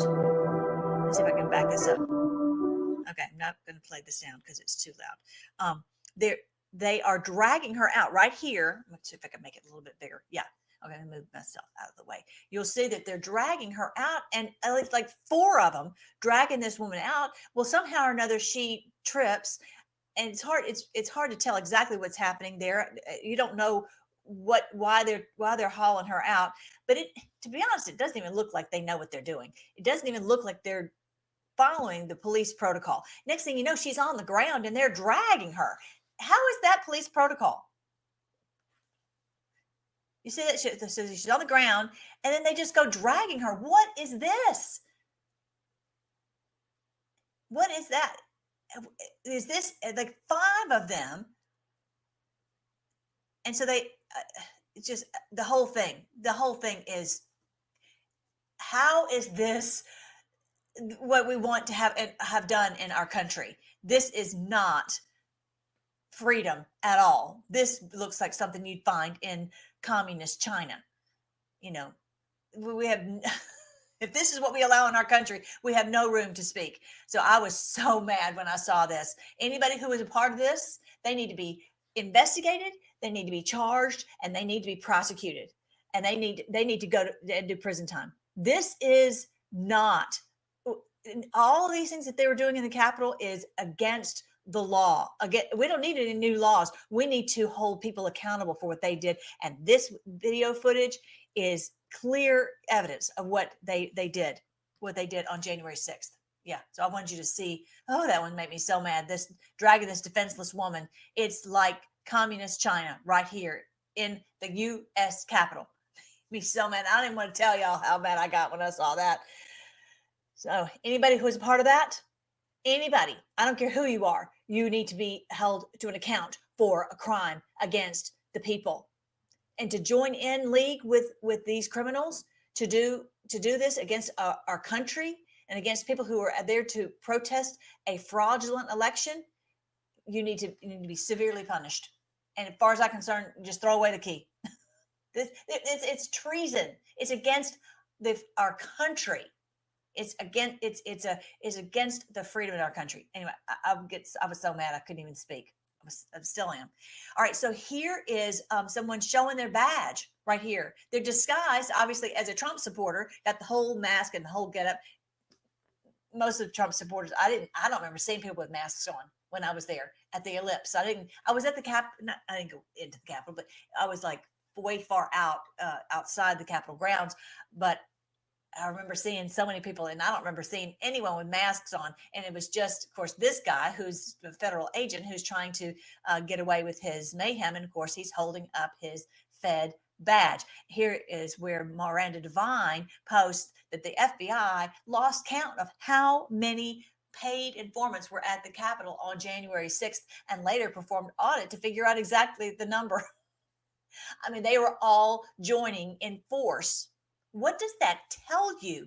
These people are criminals. They're like, oh, we want to join in. Oh, it's going to be fun. We're going to get to beat up on some Trump supporters, some people who are trying to expose our crimes. They know they have done crimes and that they don't want to be held to an account. And that's why they were using this as a way to bash us for the past 2 years. And I know so many of these people on the left, bought into it, but we can't do the same. We can't fall into that same trap to say that they are doing wrong when they're simply trying to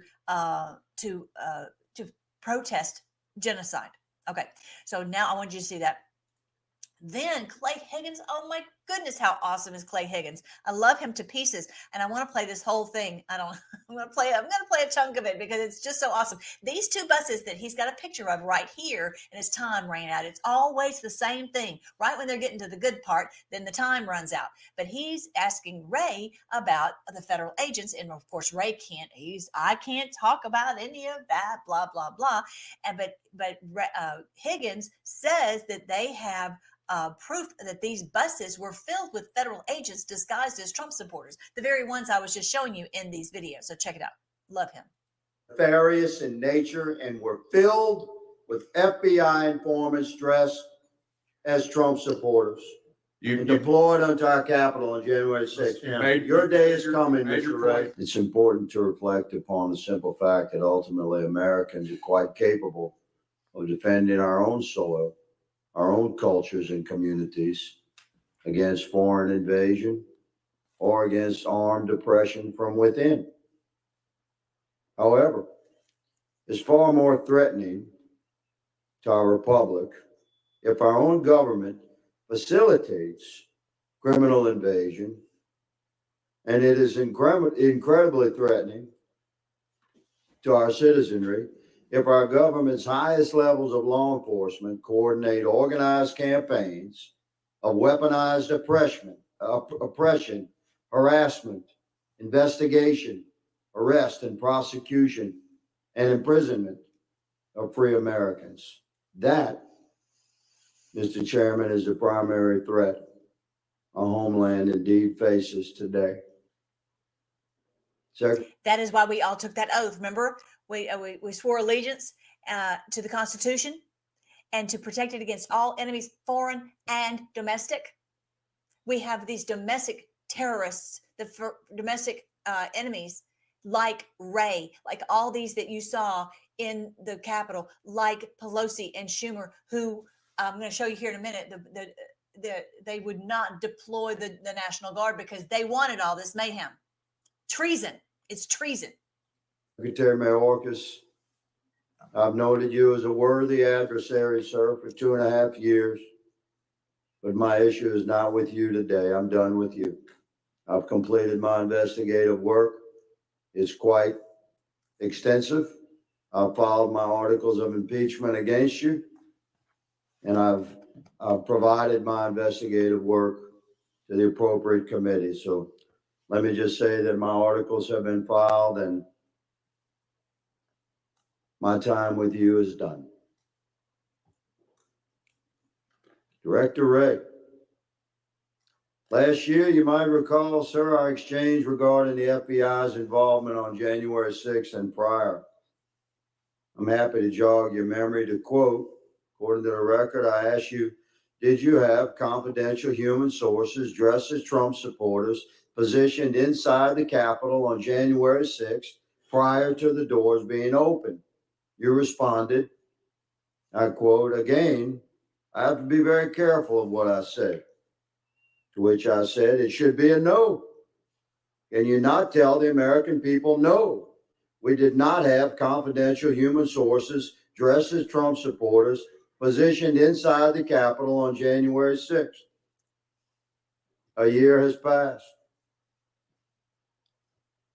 We sit here again a year later, we the people still do not have a definitive answer from you or anyone else in the Biden administration regarding the FBI presence and participation in the months leading up to the November election and in the weeks and days prior to January 6th and on January 6th here in DC. We can't get a straight answer, although we have a tremendous amount of evidence harvested and reviewed over the course of the last year, which you will see. In September, Stephen D'Artano, formerly in charge of the FBI's field office in Washington, D.C., testified to the House Judiciary Committee that he was aware the FBI informants would attend the Stop the Steal rally thrown on January 6th. You confirmed that the FBI had confidential human sources at the Stop the Steal rally on January 6th here in D.C., sir?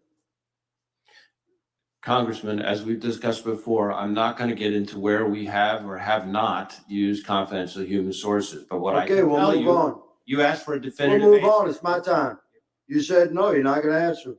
That's cool. We're watching. Mr. Chairman, may I answer the The question? moment will come. This is my time.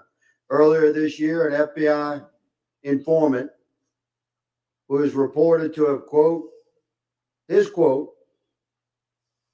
under oath, marched to the U.S. Capitol with fellow Proud Boys members on January 6th, close quote. He said he was communicating with his FBI handler while people were entering the U.S. Capitol. Can you confirm that the FBI had that sort of engagement with your own agents embedded into the crowd on January 6th?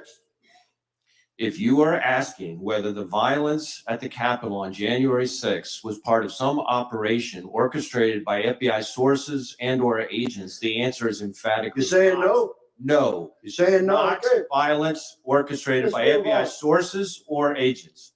Are you familiar with you know what a ghost vehicle is? Director of the FBI certainly should. You know what a ghost bus is? A ghost bus? Ghost bus. I'm not sure I've used that term before. Okay.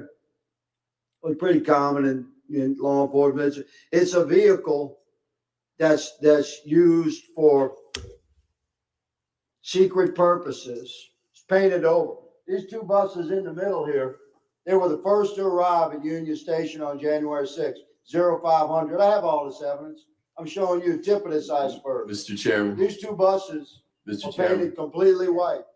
These buses are nefarious in nature and were filled with FBI informants dressed as Trump supporters and deployed onto our Capitol on January 6th. Your day is coming, Mr. Ray.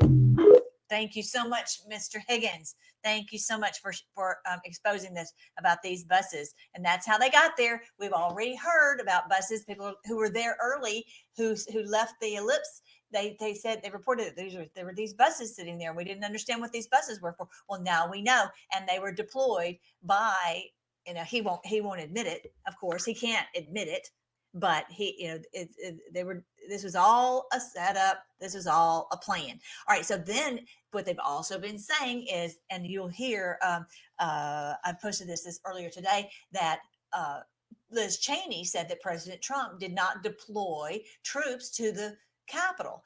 If he had deployed troops to the Capitol, the world would have come completely unglued. President Trump knows how all their tricks and their traps, and he's not falling for it. And the White Hats are not falling for it. So what Kash Patel had all this evidence that he had said President Trump authorized. Make sure when you're talking about this, you use the right terminology. President Trump authorized for there to be National Guard called to the Capitol, but he was not the one who was supposed to deploy them. And she said that he didn't deploy. And most people will say, well, why didn't he? Why? He's terrible.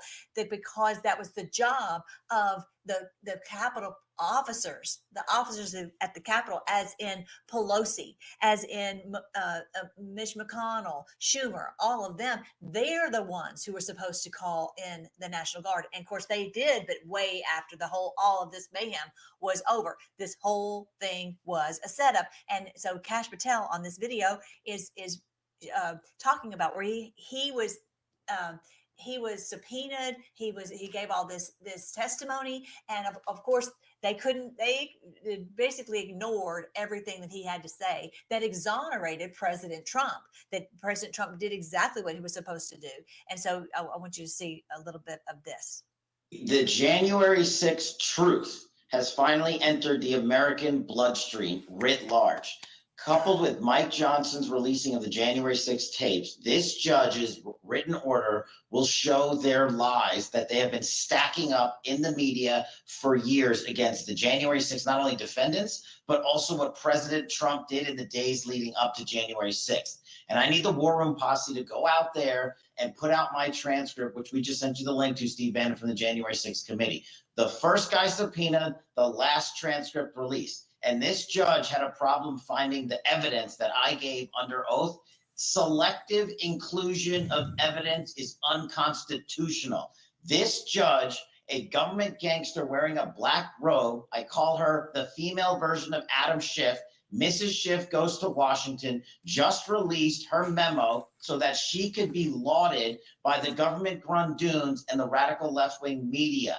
She set up the disinformation campaign on the narrative that Donald Trump committed a quote-unquote insurrection, even though special counsel Jack Smith has refused to charge Donald Trump with the crime of insurrection. This judge went further than Jack Smith was even to go about with her lies. And look, it's not about me. It's about getting the truth out on January 6th. They wanted to find President Trump guilty of calling out troops to the Capitol when he didn't have the authority to do that.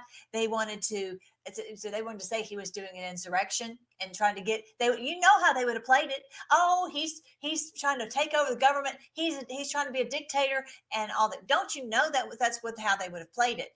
And even Jack Smith, who is hates Trump with a passion, he has not filed charges against President Trump for insurrection because he knows President Trump is not guilty of any of this. All right, so I want you to see, I'm going to go ahead and post this for you. This is on fightwithcash.com, and it's the article is Kash Patel's deposition before the J6 committee. So if you scroll right there, this was actually his deposition was taken December 9th, 2021, and you see the entire transcript right here where he goes into all the detail about what happened in the meeting and who was at the meeting. And President Trump said we need to make sure that we have this authorized, so if there is a problem, they can call out the National Guard. Actually, they should have called them out before, okay, because they knew that this mass of people who were going there, and when you have the show of force, then it quells any potential for violence. But they didn't want it, and they wanted what happened to happen so they could use it as a wrap-up smear like Nancy Pelosi does, where they throw out some kind of lie. Okay, so I wanted to make sure that you saw that. That is Kash Patel's deposition. And there's another video that I actually just posted where it's showing, I think it was Maria Bartiromo interviewing both Kash Patel and, oh goodness, I can't remember the guy's name. He's actually basically one of the top ones running this White Hat operation, and how they were there, and how this is the one that President Trump has basically handed the keys over to run this operation while he's ostensibly out of office. Okay, so I want you to see that. Let's see what else Kash has to say. 6. And why does she go out of her way to talk about my testimony? By the way, Steve, we also sent you the video compilation of my testimony from the Colorado courtroom. Right. Okay. So make sure that you watch that and read this transcript and understand, what he's talking about. And I will actually try to put on the link below the link to where you get more detail about what actually happened at the meeting, which is basically what he's saying in this deposition. So definitely everything is right there, proving that President Trump followed what he was supposed to do exactly to the letter. And they all know it. Pelosi knows it. If they had a shred of anything on him, they would have charged him. I've charged him with 94 crimes. There's a bunch of nothing. If they had any crime on him, they would have charged him by now. And also Liz Cheney. And they just lied. And most people don't understand the difference between, what he's authorized to do and not to do. And he did exactly what he was supposed to do. They are the ones who didn't do their job. And that's what will eventually be held to an account. So after all this truth has come out, everything I just told you, release the government hostages, release the January 6th prisoners, and just continue to pray for them, because this is, I know this has got to be so hard on them and their families, and how they just have been such an amazing group of people. What patriots. They'll go down in history as some of the greatest patriots to ever live. And they just, are standing there in this terrible situation and saying, I'm not going to take a plea bargain or something like that to get out. I'm come up with something some baloney that he can say about Trump or whatever. They are taking all this grief, all this trouble, all this time. They've been they basically held hostage, and many of them in solitary. It's awful what's happening to them. And they just pray for them. Let's pray for them for sure. So release them now. Release them. We know the truth. So that's one of the main reasons we need to push back on this, so that everybody understands this. What they should not be held for and doing nothing. They did not do any crimes. All right. So the next thing. This is how we all fight together. This is, you're on Team Melly. And so when we share whatever truth I have on my channel, you are on Team Melly. You are an honorary member of Team Melly. So if you want to, go check out my new designs. I just made these. I thought you guys would really enjoy having a Team Melly cup. Maybe somebody can get you that for Christmas. Santa Claus will get you that for Christmas. So I made those. Do y'all like those? I really think they're pretty. I think they turned out cute. So actually, boys, y'all probably would like the one that's the red, white, and blue one. I don't know if you want the hot pink one. I don't know. Anyway, so I hope you guys enjoy that. And I got I don't know, in the designing mood. And so I also made this for our wonderful, great MAGA king.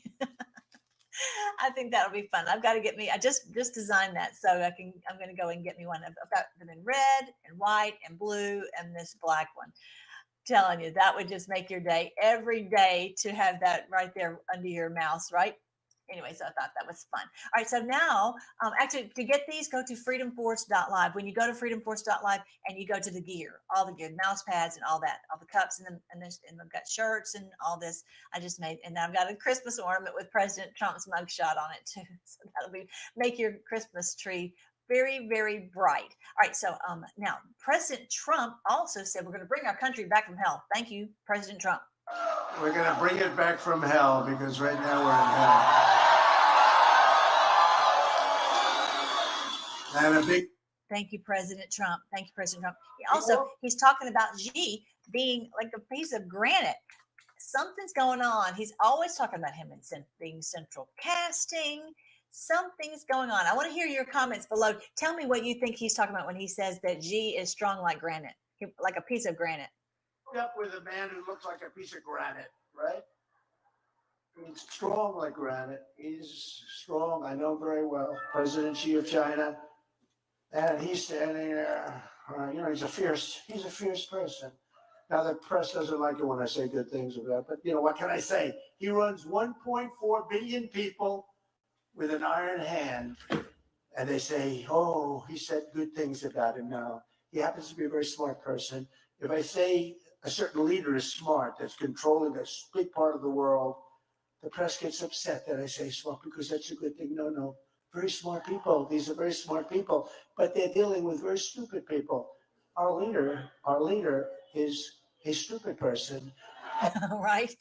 I just think something else is going on with Xi. And this comes from the board.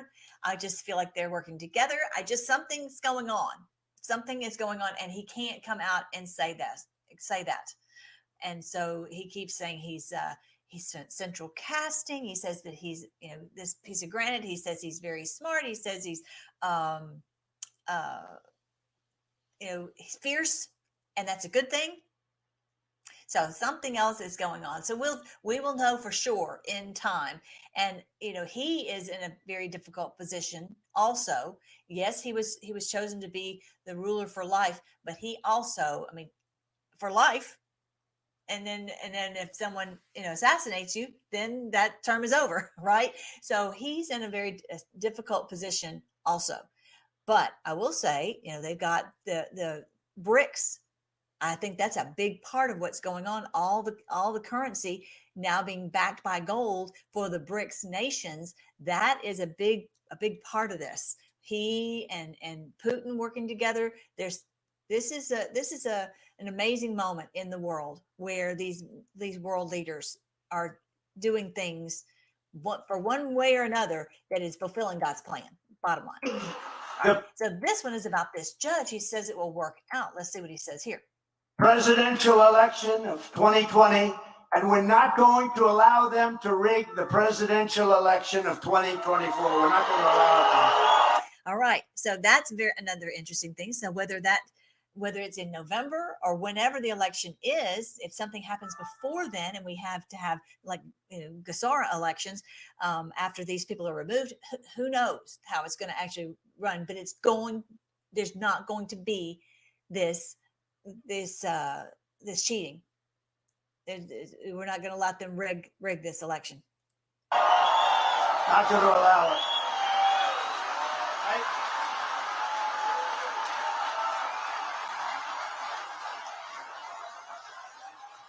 Every time the radical left Democrats, Marxists, communists, and fascists indict me, I consider it a great badge of honor. I'm being indicted for you, it's true. If I didn't run, I wouldn't be indicted. They're indicting me for complaining about election results. You ever see them? They're still complaining about 2016. Nobody got indicted. They're complaining that I was complaining, and it happens to be true. We have the facts, we have the figures, and I hope the judges are going to allow that to be shown in court, because those elections were rigged, and they were badly rigged.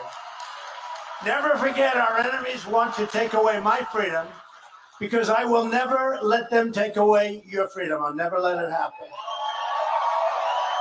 Never. So right now, our mission right now is to share this information about the January 6th. But when that comes out in the trial, and it shows the election fraud, that'll be our next mission.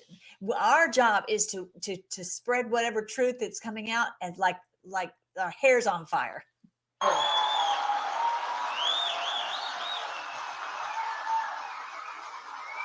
They want to silence me because I will never let them silence you. It's very simple. In the end, they're not after me, they're after you, and I just happen to be standing in the way. That's true. That's true. People ask me, would you have done it again, sir? You had such a great life. You had all these wonderful places you could go all over the world. You saw how strong my company is with this fake deal that's going on now. We didn't know he had that kind of cash. We didn't know he had that kind of a company. They know because it was a private, turned out to be a great company. Then they had to change their whole concept because they started off with a concept where it was the opposite. Now they're saying, oh, this is not good.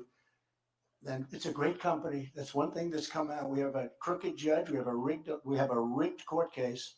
We have an AG who campaigned on, I will get Donald Trump. I will get Donald Trump. I swear I will. And then she says, oh, I never said that. We got about 30 tapes. I will get Donald Trump. I will get him. She doesn't know a thing about me. She didn't look at it. She's campaigning. She wasn't in office or anything. Didn't see anything. Nobody knew it was a private company. I will get Donald Trump. She's a radical lunatic. And we're winning this case so much, but we have a judge that refuses to give up. And we have a judge who's a Democrat club politician. Think of this. You put a piece of your life, you built this great thing, and you put a piece of your life, New York City, where we did so well, in the hands of a radical left lunatic judge from the clubs. He's a Democrat club politician. He's now been overturned 4 times. He's been overturned more than any judge in New York State. And I got this guy as a judge. But somehow it's going to work out.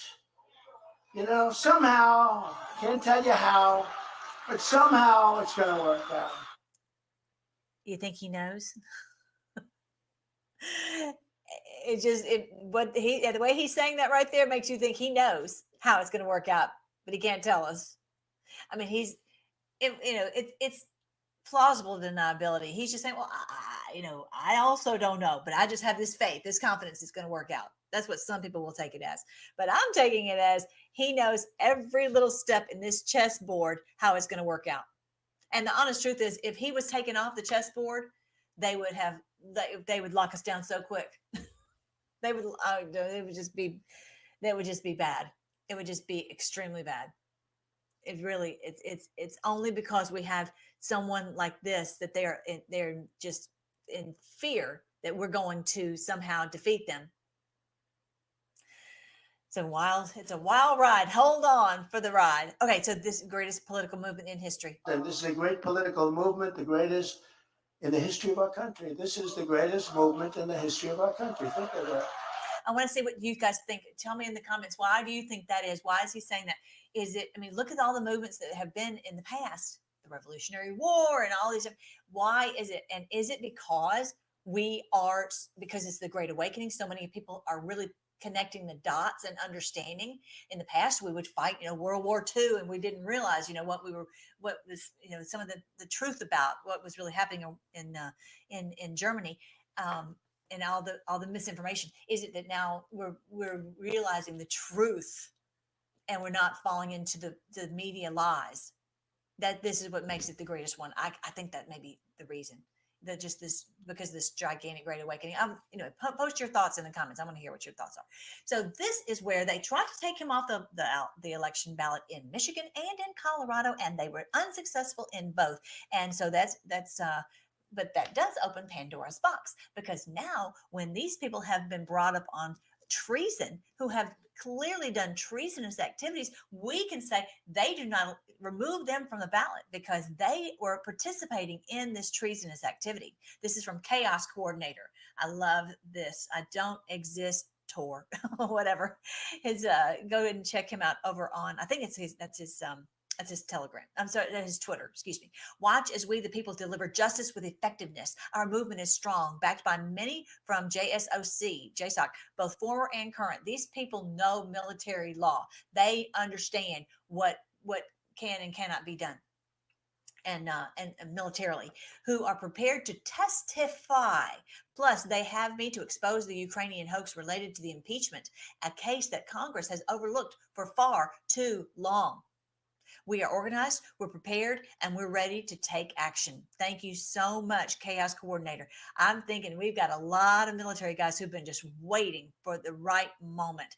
So this opened a Pandora's box that enables us to go and get them removed off the ballot. They were not successful in President Trump because he didn't do anything, but they have, and removed them from the ballot today. All right. So for 4 straight years, I kept America safe. Check this out. For 4 straight years, I kept America safe. I kept Israel safe. I kept Ukraine safe. And I kept the whole world safe. And we will again as the 47th president of the United States. When you listen to that, I want you to make sure you understand. He's saying Israel in the sense of what, because I know, and historically it's been called Palestine, but what he's saying is he kept the people of Gaza safe. They didn't pull any of that when President Trump was ostensibly in office. Okay. Right. Yeah. So we're going to watch and see. I just really am so glad that he is standing in the way of all the evil that they might be trying to do. He also called Joe a Manchurian candidate. Check this out. Mandate comes off right. But it's very simple. Crooked Joe is weak on China because Crooked Joe is owned by China. He's owned by China. Does anybody know that? He's a corrupt politician and he's totally compromised. See, now I can say that because he went after me. I would never have said that because of the office of the president. Even if I believed that, I wouldn't have said it because it's a rough thing to say. But he's true. He's a corrupt politician. And he's owned by a lot of these countries. Afghanistan also. His son got $83,000 a month, didn't he? And he got $3 million upfront payment to advise them on oil. And he knew nothing about energy or oil. He got $83,000 a month, they say. Think of that. $83,000 a month and an upfront payment of $3 million to be on their board and to advise them on energy. What do you know about energy? No, nothing. Oh. Remember the interview? What do you know about energy, Hunter? Nothing. The Biden crime family took millions of dollars from a company controlled by the Chinese Communist Party, with Joe Biden personally receiving large deposits of cash. And now we have a Manchurian candidate in the Oval Office. He's a Manchurian candidate. You know the Manchurian candidate? Go check it out. Go watch the movie. It was pretty good. Not as bad as the real thing. That's one thing. Right. The real thing is even worse, but less than 1 year. There you go. The Manchurian Candidate. So if you haven't seen this, there are 2. There's one from 1962. It's got Frank Sinatra in it, and this one from I think 2004. It's got Denzel Washington in it. And so I'll play for you. Let's see the trailer. Which Americans have to fear today. I believe that freedom from fear is not negotiable. We must secure tomorrow today.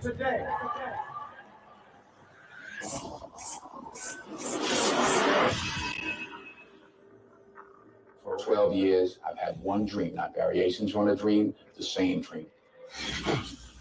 In all those years, I've been denying what every nerve ending in my body is telling me is more real than not.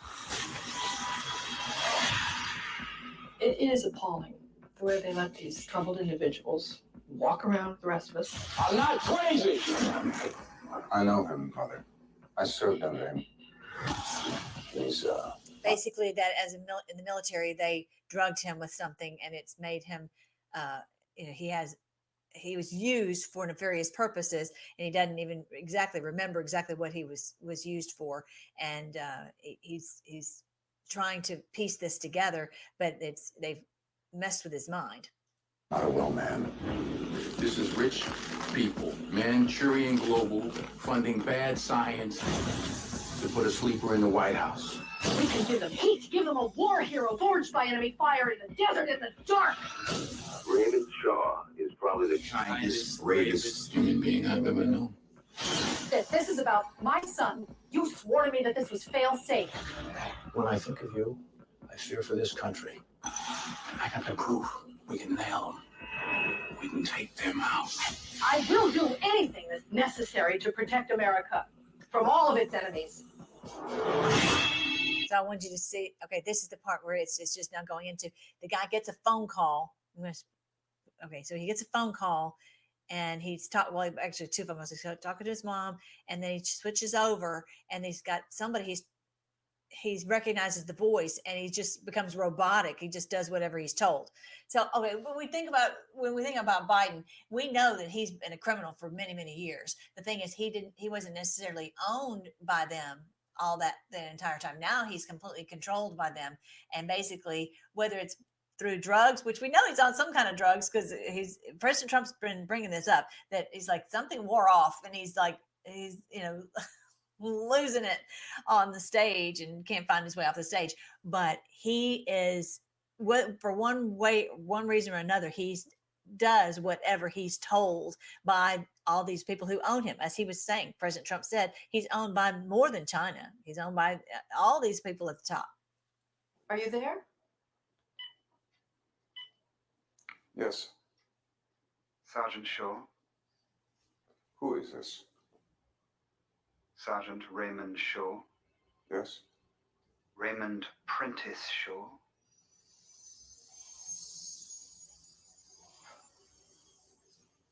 Yes. Listen. Go to the bedroom of your suite. Enter the hallway there. Go to the end and open the closet.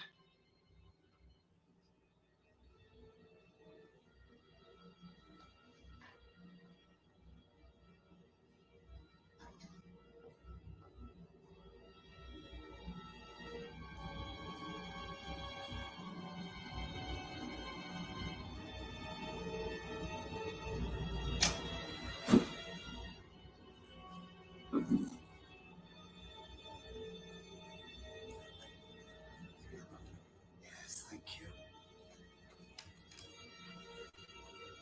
Hello, Raymond. Hello. Do you remember me? Doesn't this guy look like a Nazi?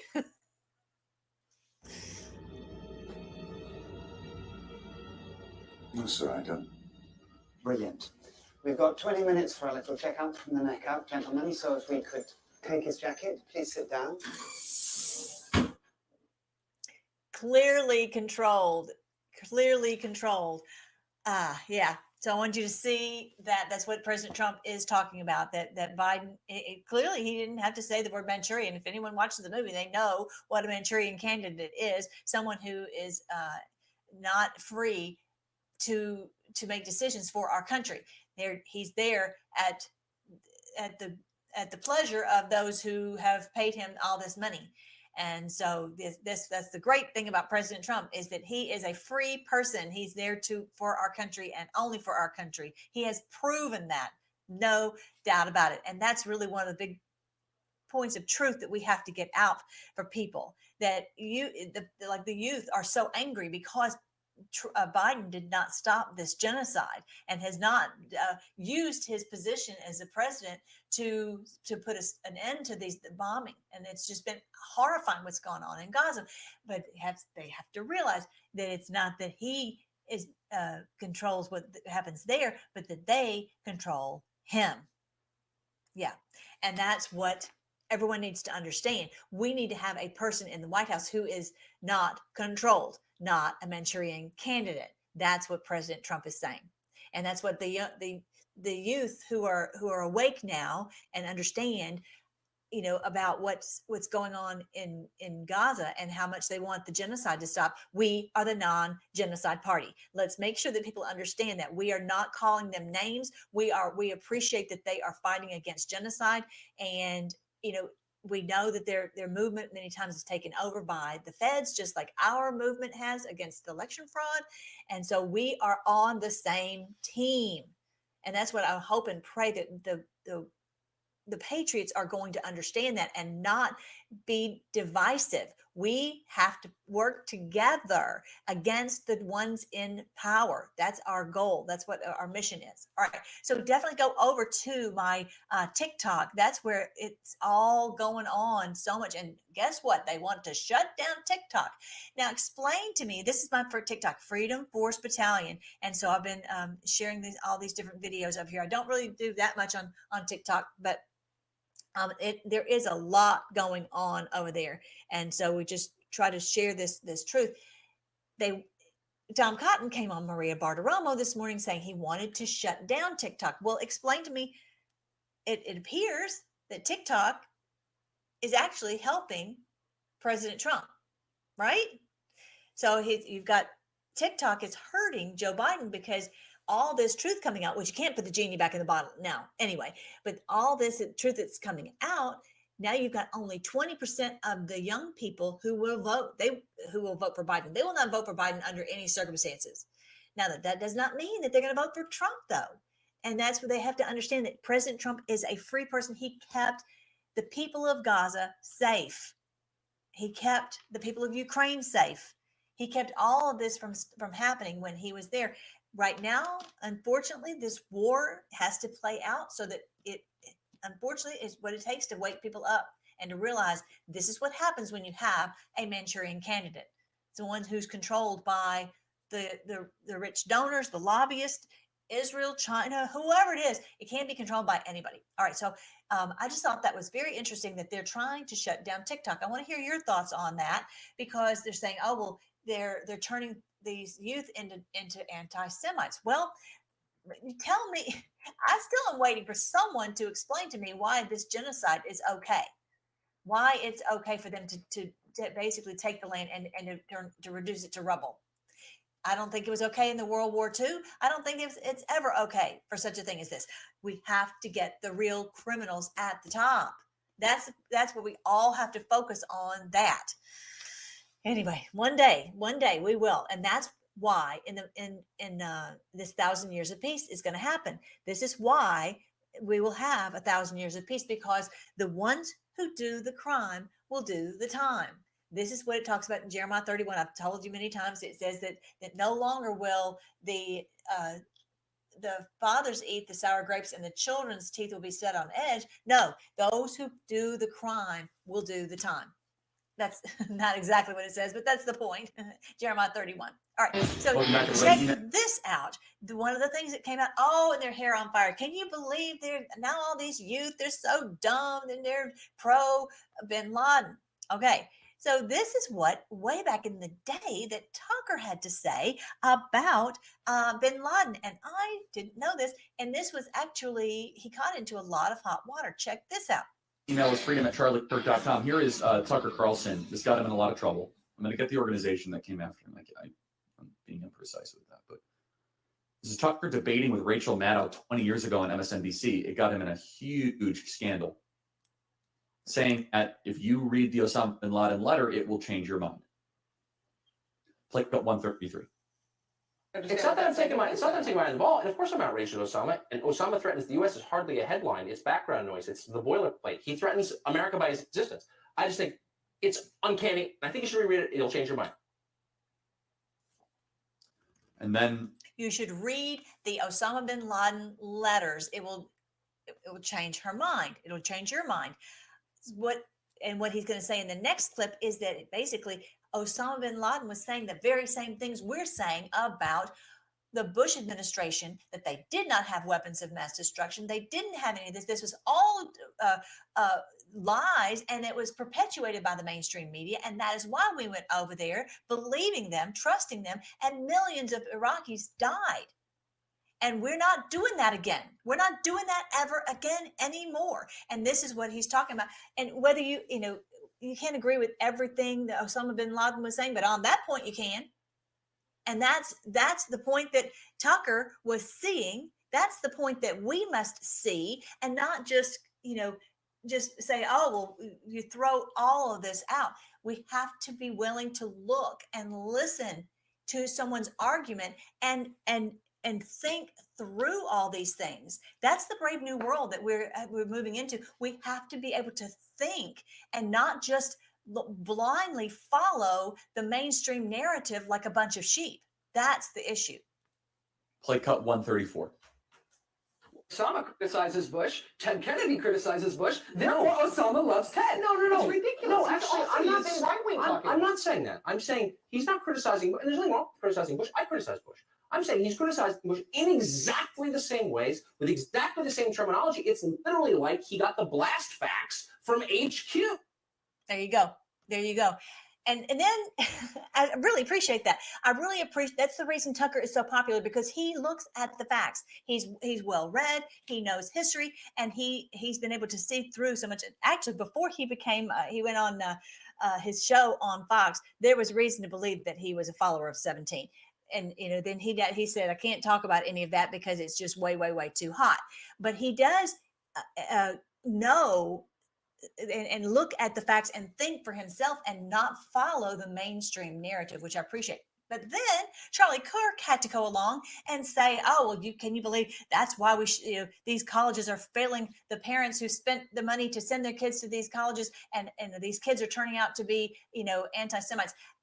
Instead of name calling and making disparaging comments, how about you just tell us how this is okay for the IOF to remove people's land from them and their home, bulldoze their homes? How is this okay? How is this okay? And Charlie, do you now all of a sudden trust everything that comes out of the mainstream media? We have to be skeptical. And we have to be, as the Bible says, be wise as serpents and harmless as doves. I know you guys know this because you're here on the Melly channel. You're here on freedomforce.live. But this is what we need to be able to help people piece this together who maybe haven't been part of this movement and didn't know some of these things. Okay, so to help bring people out of being a sheep, we just cannot be a sheep anymore. And it's easier to be a sheep. Let's just be honest. It's easier just to leave your brain at the door and just to follow blindly and do whatever you're told and believe whatever you're told. But we can't do that anymore, because look at the world. Look at how it's the mess this world is in. So that's what our job is, to think through these things and ask the Lord to guide us. I'm just, again, so thankful the Lord guides us. Or below replacement. Oh, here he's talking about the Tucker is talking about the replacement of people. That I need to wait. I need to say something. Hang on. Let me figure out what I want to say. I'll be right back. How about this? I'll let you listen to it first, and then we'll talk. Your immigration rates are among the highest in the world. In 100 years, Spaniards will be a small minority in their own country. El ciudadano medio lo ve con preocupación. España tiene que mirar a Francia, a Suecia, a Alemania, donde la islamización y el cambio social se ha producido de una manera brutal. Sin embargo, no hay un incentivo al renacimiento demográfico en los países europeos. Sí hay un incentivo en Hungría. A las familias que tienen 3 hijos se les exime de pagar el impuesto de la renta durante toda la vida. ¿Qué hacen en Francia y en Suecia? Dan cheques por hijos. ¿Y quién tiene los hijos? Pues los que no trabajan muchas veces. Hay que ver cuál es la fórmula para que haya un renacimiento demográfico en las naciones. Okay, I know he's speaking Spanish. I hope you can read along with what he was saying. Basically, in order to keep our culture, we have to make sure that we are having enough babies to keep our demographics.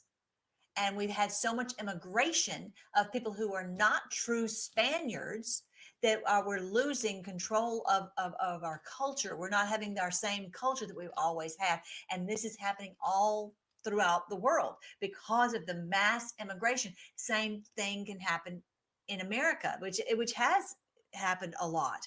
And so that for people to understand freedom in America, they have to, in order to be Americans, they have to understand freedom.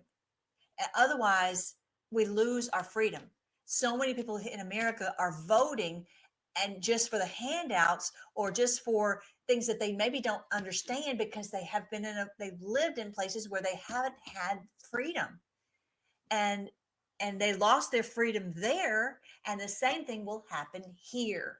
And so this is why we've got to make sure that we keep our demographics just like what he's talking about in Spain. And there also just millions of people are out marching in the street against the tyrant Machuco, whatever his name is, who took his whatever his name is, who is going into the leadership of Spain. Big problem. You would not have all these people out marching to if this was not a gigantic problem where they're going to lose their country. And that's really, you've got people marching in the streets just about everywhere, unless they've completely lost their country and they're don't even have the freedom to march. So that's why we know this is a great awakening. We've got people all over the world. There's no nation that has not had a great awakening. Everyone is realizing we have serious issues, and it's because of these people at the top who've either come in and taken over our assets. They've come in and fomented war. They've come in and changed over our demographics so that we no longer have our nation as we have known it. This is where we are. This is the Great Awakening. Everyone understands we're at a critical moment in history. And the great news from the Bible is that that's the moment we're going to be rescued. It really is. It's at that very precipice moment. Just like on the Clash of the Titans, when that monster was coming to try to grab Andromeda, and at that very moment, he saw the Medusa's head, and it crushed him to stone, and he just crumbled. He crumbled. So this is what we're going to see in our world. This entire evil system is just going to crumble under its own weight and under its weight of evil, really. All right, so yeah, look at this. Some of the major things that have just happened in the past couple days. Not only have the January 6th tapes been released, but also, did you know Stacey Abrams' brother-in-law was arrested in Tampa for human trafficking? This is her very own brother, her brother-in-law, rather. Yeah, he's involved in trafficking. You think Stacey Abrams could be? Possibly? You think? All these people at the top are involved in the same things: the trafficking of drugs, the trafficking of children, the trafficking of arms, all this, these people at the top. And it's all coming out. So whenever you see any of this, share this information. This is not a coincidence. And then I wanted you to remind you of this amazing sign that happened in the heavens on the 17th of November, which is the same day as we had talked about this continuing resolution running out of money. And they can keep printing money, but at a certain point, it's over. But on this very day was the same one as the date that the release of the January 6th tapes. So all this, just a deluge of truth. The deluge of TikTok, the deluge of information coming out about what really is happening, in Israel/Palestine. All this gigantic amount of truth. This is it. I really do believe this is the sign that the Lord told us to watch for in the heavens. I want to read the whole section to you from Revelation 19. This angel standing in the sun. This is Mars standing in the sun in the scales of justice. Justice is falling on these criminals because the truth is coming out, and we cannot put it back in the bottle. That truth will not be suppressed anymore. It has come, gather together for the great banquet God has prepared. Come and eat the flesh of kings, generals, and strong warriors of all humanity, both free and slave, small and great. What is this talking about? That we are destroying them with every post, everything. So go for it, guys. Everywhere you go, take a meme, take something off of our social media and blast it out, share it out. Go to comment sections, share everywhere you possibly can, so that people understand the truth. This is what's happening. And I'm amazed at what's happening over on TikTok and Instagram. This is part of this amazing great awakening where they're all saying, destroy these people who are the criminals at the top. This is what we're doing. This is what it's talking about in Revelation 19. This is in my opinion, this is the angel standing in the sun. So what happens after that? I saw the beast and the kings of the world and their armies gathered together to fight against the one sitting on the horse and his army. That's us. We are this army. We are fighting them, and they're fighting us. And the Lord is at the head of the column. The beast was captured. That's the next thing. The beast was captured, and with him the false prophet who did mighty miracles on behalf of the beast, miracles that deceived all who had accepted the mark of the beast and who worshiped his statue. Who are those? All these ones I've been telling you about who've been doing all these crimes against us. They've accepted to be part of this evil society, this evil evil network, criminal mafia network. They have chosen to be part of it. They accepted the mark. It's not a chip. And I go into all this in the book, End Times and 1,000 Years of Peace. It's over on Amazon for $2.99, and you can actually listen to it. The audiobook is over on freedomforce.live right there. So I explained that the mark of the beast is this mark of evil. It's not a chip. It's not something where you won't be able to buy groceries. They took this mark so they could be rich and powerful.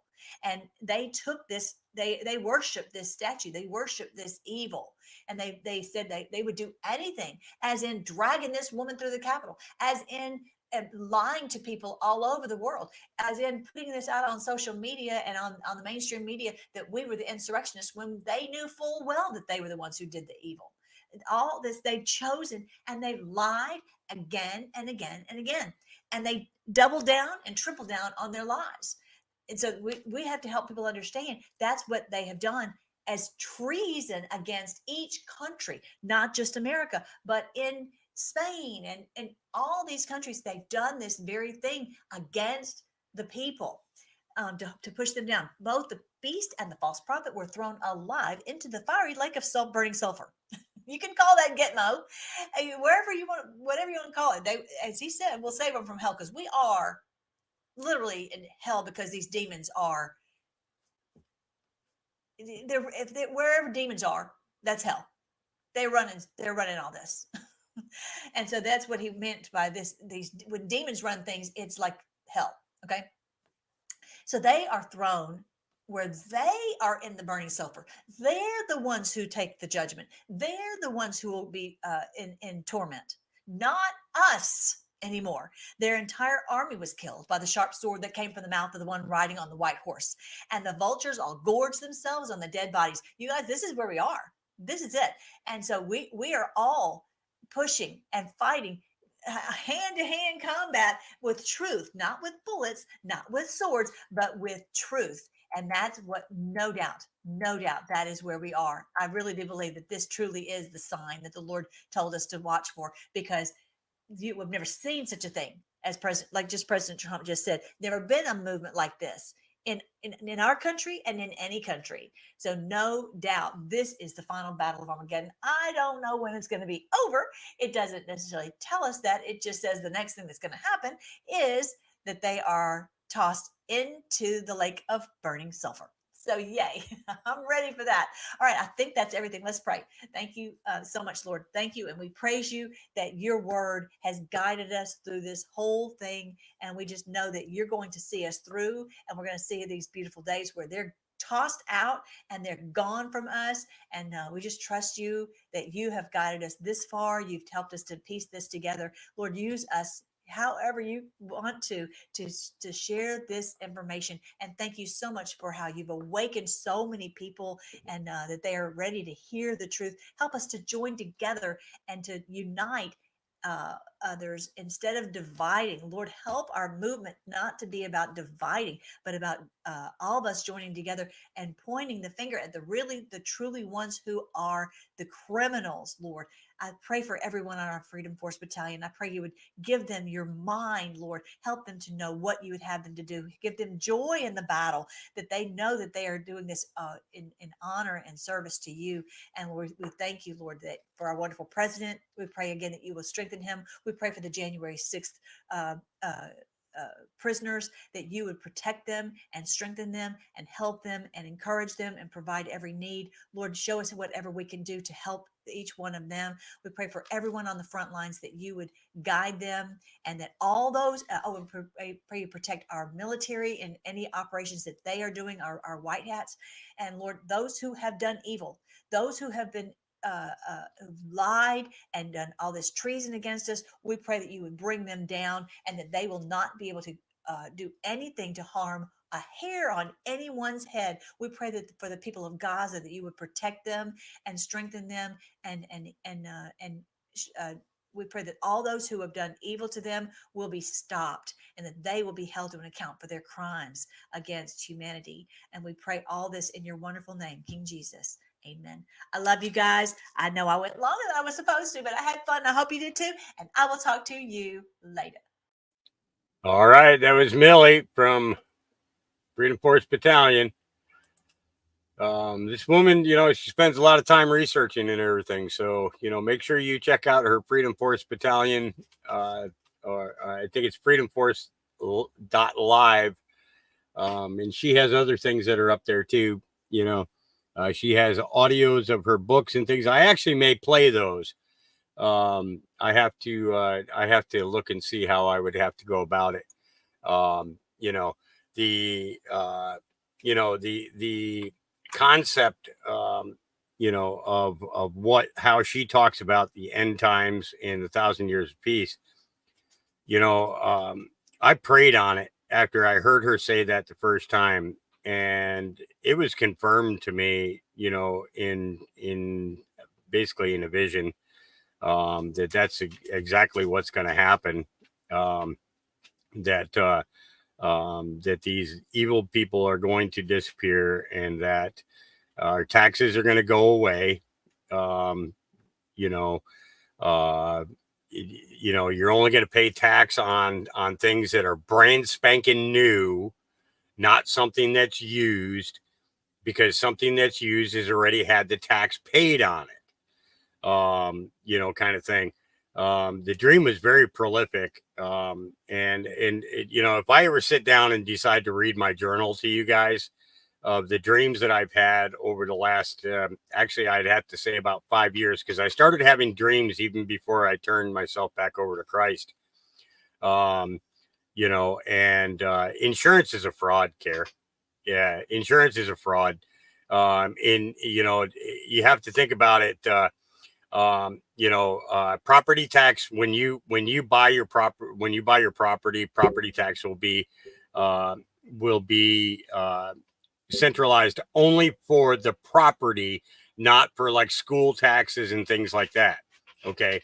There will be a levy that will be done against the state that will take care of school taxes. Okay, so that will replace the school taxes in order to ensure that teachers are getting paid. But what the dream showed me was that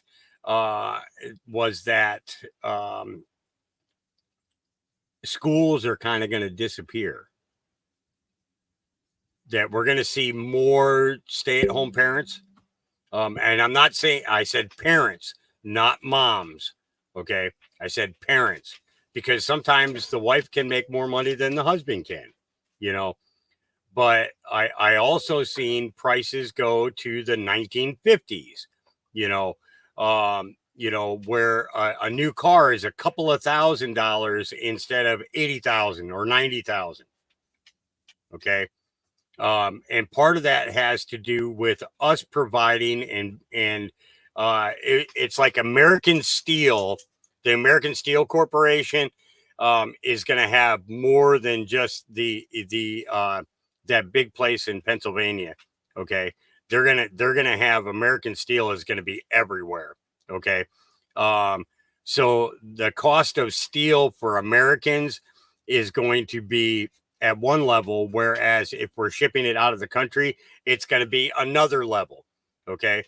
That the money is equalized between all nations. Okay. So what is $1 here will be $1 in Britain, will be $1 in Saudi Arabia, will be $1. It's basically $1 will be $1 all around the world. But I also saw coins, okay, where the 1s, 5s, 10s that we normally carry are different. In the dream, it was the rainbow currency, okay, but at the same time, there were coins that were same as the value as the pieces of paper, you know, and that was unique in the dream. It was very, very unique. So pieces of silver were valued to the dollars and things like that. And in one of the dreams, I was in a grocery store, and a lady had 3 grocery carts, and she pulled out a very small gold coin and a very small silver coin, and made her purchase for 3 full grocery carts. Okay. It was amazing in the dream, you know, and these are all things I wrote, you know, I write them down. I log them in my journals. I have 7 or 8. I'm working on number 8 now. And I've been doing that for the last year.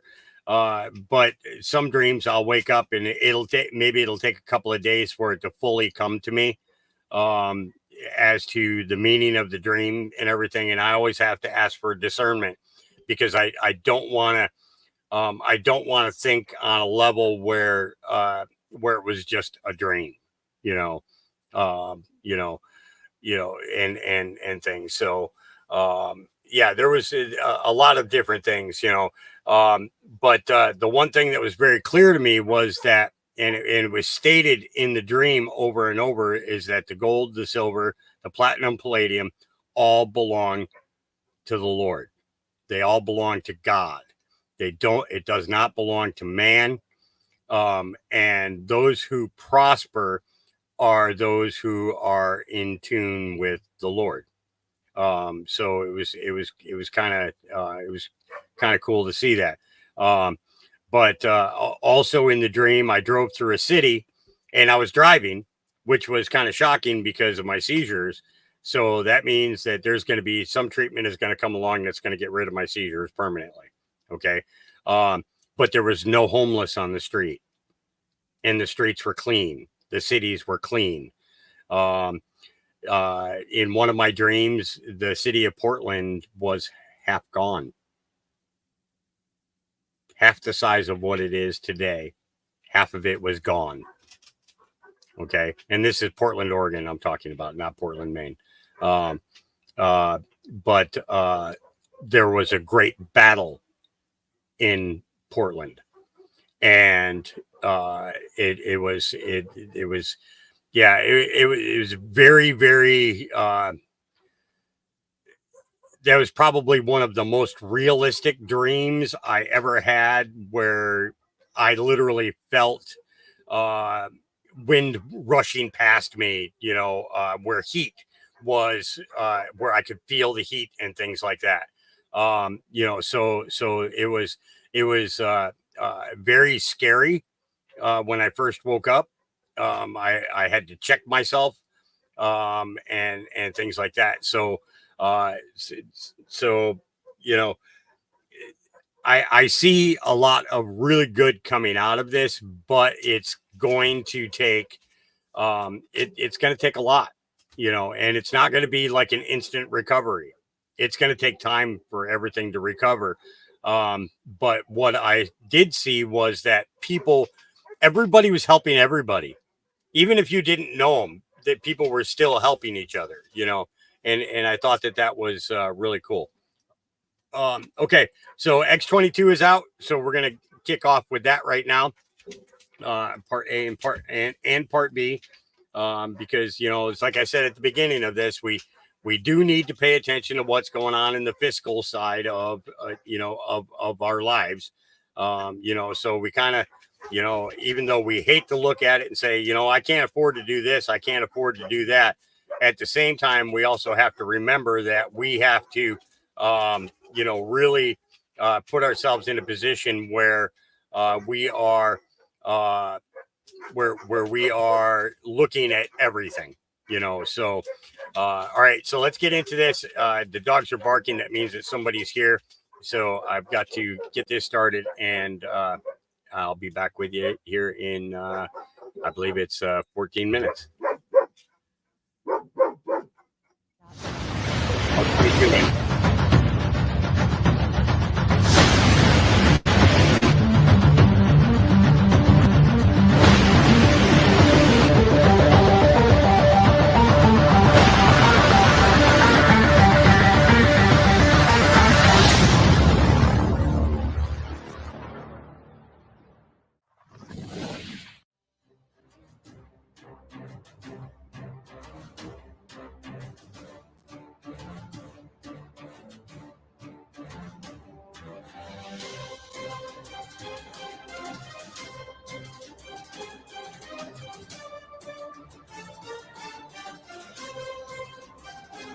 Hi, and welcome. You're listening to the X22 Report. My name is Dave, and this is episode 3215, and today's date is November 19th, 2023, and the title of the episode is Green New Deal Panic, Biden right on schedule, economy is good, wait for it.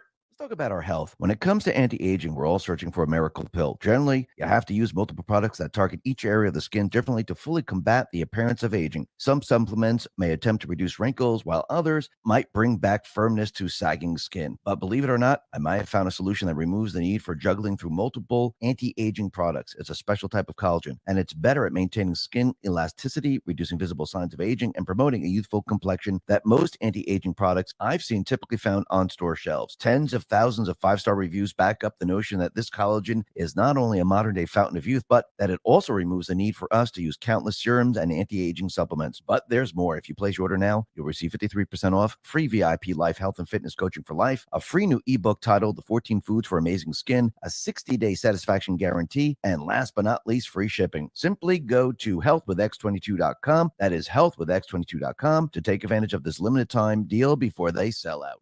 Let's get right into the economic collapse financial news. Now, the deep state, the corrupt politicians, the private Western Central Bank, the World Economic Forum, their entire Green New Deal is completely imploding on them, and they know it. And this is why they started to tell everyone that, hey, listen, the problems with the climate isn't as bad as we thought. We do have a little bit more time. The world isn't coming to an end. So, yes, we still have a climate problem, but it's not as bad as we said. So if you go back in time, you know that they have been wrong every single time. They told us the earth was coming to an end 10 years ago, then 10 years before that, then 10 years before that. And once again, none of the predictions that they made have come true. The whole thing is completely and utterly falling apart on them. And you could see that Biden, he is right on schedule with letting everyone know that the economy is on the right track, everything's fine, and the economy is going to really start to improve right now. And you can see going into the 2024 election, this is exactly what the plan is. The D's, they're going to be pushing it, along with the Fed and the Treasury, they're going to be pushing that the economy is fantastic. They're going to continually tell everyone they have everything under control. The numbers that we're seeing, they're the best numbers ever. Compared to what? Compared to what Trump, the way he had it? No, they're not. Yes, if you compare it to what Biden did to the economy when he first came into office, where he was allowed to live in the White House, he made the economy, the fuel prices, the inflation really, really bad. Then he brought the numbers down from his worst numbers. Hey, before I forget, X22 is launching the second official X22 merch drop this Black Friday called We the People. This launch consists of all new items. Everything is going to be limited quantity. These are all new designs that you've never seen before, and they're going to blow your mind. Head over to x22store.com. That's x22store.com, or visit x22report.com and click on the banner, or just go to the description down below and click on X22 store. It'll bring you right over to the store. Just enter your email. You'll get a 15% discount. Plus, you'll get a chance to win a free care package. It'll include everything from the site. Plus, during the launch, we'll be unveiling the mystery items. And these will be new products that we add to the drop. So head over to x22store.com or just click the link in the description. So he's trying to convince everyone that he did a great job when he actually destroyed the economy. It's absolutely unbelievable. It's like taking someone going, okay, what we're going to do is we're going to fatten you up to 300-400 pounds. Then we're going to make you lose about 100 pounds. We're going to tell everyone, wow, look at the great job I did. I made this person lose 100 pounds, but they didn't start out that way. And this is exactly what Biden is trying to convince the entire public of. It's absolutely ridiculous. But first, let's talk about the global warming and how it's not going to happen. Now, the Telegraph, they put out an article and they said global warming might not happen quite as fast as we thought. Here's why. Plants will absorb more carbon dioxide than predicted, meaning models could be overestimating the speed in which the planet will heat up. The planet's not heating up. The whole thing is one gigantic hoax. And now they're trying to convince everyone that don't worry, our models were a little off, and plants will absorb 20% more carbon dioxide than predicted by the end of the century. And this is coming from a new study. Now, is this peer-reviewed? Of course it isn't. It's one of these studies that they put out there, and they try to convince you that, hey, yes, we're still having a problem. Yes, we're still going to have global warming, but it's not as fast. Because remember, they made all these predictions. They were telling us that the Earth was coming to an end. And the people now, they're starting to realize that, hey, they keep lying to us. And if they keep this up, we're not going to believe them anymore. I don't think the people are believing them anyhow. I think the people are pissed. I think the people are angry, and they know they're being lied to, because all they got to do is go back in time and take a look at their history. And if you take a look at their history, you can see they've lied every single time. Not one of their predictions has come true, but they keep extending their predictions. Oh, yeah, you know, those last 10 years and the 10 years before that? Well, no. What we really mean is now the next 10 years, that is it. Well, you can see already they're trying to backtrack on this. And I don't think the people are going to buy what they're selling here. The people know the truth. They see what's going on. And if you look out in Spain, you can see the people. It looks like they're done with socialism. There are mass protests against socialist PM Sanchez in Madrid. And the people are getting angrier and angrier across the world. And the people, they're saying, okay, we're seeing the truth now. We understand that you're responsible for everything that's going on. You could see that socialism, communism, that doesn't work whatsoever. We want a free and open society. We want to create our own currency. We don't want to be dependent on the private Western Central Bank. We don't want them to be in control. And we could see that all of this is now imploding on them. And once again, we have Trump out there giving the solutions that people want to hear, the solutions that's going to make America great again. Trump, he was at the Iowa rally, and he said the following about what he's going to do to bring the auto industry back, to bring energy back. He's saying, listen, we shouldn't be building cars where another country has all the resources. We have gasoline right here. We should be using the gasoline. We should be building the cars here. We should be doing everything here in America. Take a listen to what he said here. PP was a globalist hit job on family farmers, American manufacturers, and in particular on automakers. You won't make any more cars here. I hope the union heads know that, because I think we're going to get most of the auto workers, because when they go to all electric cars, which is preposterous, you can't make them here because we don't have the minerals, we don't have the materials for it. We have a thing called gasoline. That's what we have. And we should be using what we have, not what China has. So they won't be making cars here.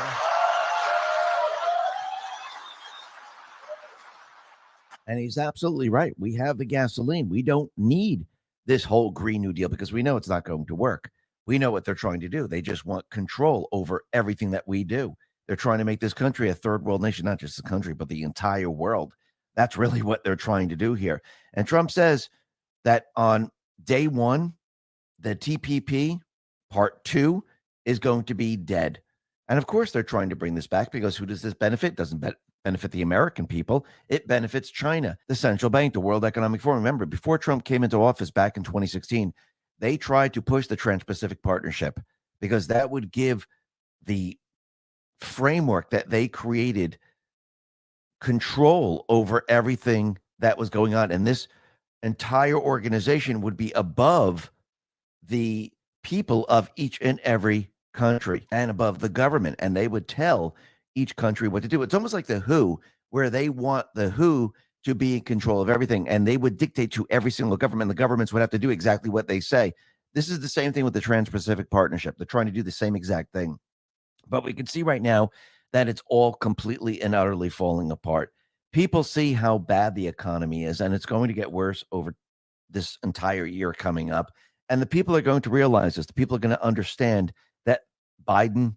Let's talk about our health. When it comes to anti-aging, we're all searching for a miracle pill. Generally, you have to use multiple products that target each area of the skin differently to fully combat the appearance of aging. Some supplements may attempt to reduce wrinkles, while others might bring back firmness to sagging skin. But believe it or not, I might have found a solution that removes the need for juggling through multiple anti-aging products. It's a special type of collagen, and it's better at maintaining skin elasticity, reducing visible signs of aging, and promoting a youthful complexion that most anti-aging products I've seen typically found on store shelves. Tens of thousands of 5-star reviews back up the notion that this collagen is not only a modern day fountain of youth, but that it also removes the need for us to use countless serums and anti-aging supplements. But there's more. If you place your order now, you'll receive 53% off, free VIP life health and fitness coaching for life, a free new ebook titled The 14 Foods for Amazing Skin, a 60-day satisfaction guarantee, and last but not least, free shipping. Simply go to healthwithx22.com. That is healthwithx22.com to take advantage of this limited time deal before they sell out.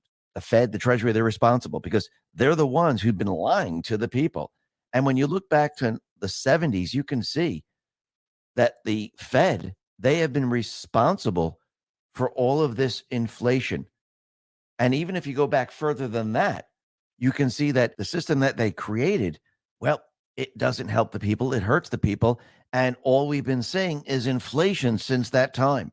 Wall Street Silver put this out and said, are we repeating the 70s lost decade? In 110 years, the Fed has never brought inflation down this hard without a severe recession. And last time it happened in the 70s. They responded with cheap money that made inflation stagnation even worse. The main difference this time is private debt is 50 times bigger and federal debt is 100 times bigger. And yes, this is exactly how their system works. Their system is not meant to benefit the people, benefit the world. The system basically has its ups and downs. And when the system crashes, what happens? They make a lot of money. They steal the wealth from the people. And throughout their system, you can see this continually happens over time. And the central bank, the private central bank, is never going to tell the people the truth of what's really going on. They're always going to lie to the public because they know if the public ever found out how this system actually works, which they're starting to find out. You see the young people on videos now. They're realizing there's problems in the economy. They realize they can continually work and work and work, and nothing's going to change. Actually, as inflation hits, it's just going to get worse and worse and worse. And if you go back to the 70s, yes, back in the 70s, when we came off the gold standard, the system was like a drug because you saw inflation and everyone thought, holy crap, look at this. My salary went up. My house went up. Everything went up. Actually, what happened is that piece of paper lost its value and you needed a lot more of those pieces of paper to pay for the same exact thing. And you need to be paid with a lot more pieces of paper because that piece of paper lost value. And ever since that period of time, the system then breaks down, and it breaks down every single day. Because since the 70s, they've had to manipulate everything. They had to move manufacturing out of this country. They had to introduce credit. Why? Because when the system breaks down, they need to cover it up. They need to make sure you don't notice what's going on. And that's why they have done all of these things. And you can see that throughout the 70s, the 80s, the 90s, throughout 2000, you can see every step of the way, they've always been lying to the people. Just like if you go back to 2008, 2009, when Ben Bernanke was out there saying we're not predicting any type of recession in 2008, 2009. And then the recession hit that same year. Now, if they can't predict the recession in that year, what do we need them for? They knew it. They knew exactly what was going to happen during that year. That's why they put out that statement. This way, the people don't realize what's really going on. Actually, if you go back to 2015, Bernanke said Bitcoin has serious problems. This is when Bitcoin was at $300. Why would central banks continually say that Bitcoin's having a problem? Why would they say gold is a barbarous relic? Why would they say you don't need to hold gold? It's, it's for jewelry and that kind of stuff. I remember when Ron Paul was questioning Bernanke and he asked him, is gold money? He skirted around the issue. Yeah, thousands of years ago it was, it was money. Now it's just, used for jewelry and things like that. And he says the central banks, we just hold it because, it's something that we just did. No, what they're really trying to say is, I don't want you to realize that gold is very important. I don't want you to realize that there's other alternative currencies like Bitcoin that started when we had the Great Recession, very coincidentally. And ever since that time, what has been happening? Well, as the people continually use Bitcoin, the central bankers had to come out and tell you that, no, that's used by criminals. It's going to have problems. Don't look at it. Look the other way. But it hasn't worked. The people haven't been doing what they wanted. And now they're trapped in their entire agenda because as we move into this crisis, which is coming in 2024, they're going to have a major problem. They don't have the people with them. And this is going to be a major, major problem. And you can see Joe Biden, the Fed, the Treasury, they're right on schedule. Like we said, I do believe going throughout 2024, Biden is going to keep the narrative that the economy is doing absolutely fantastic.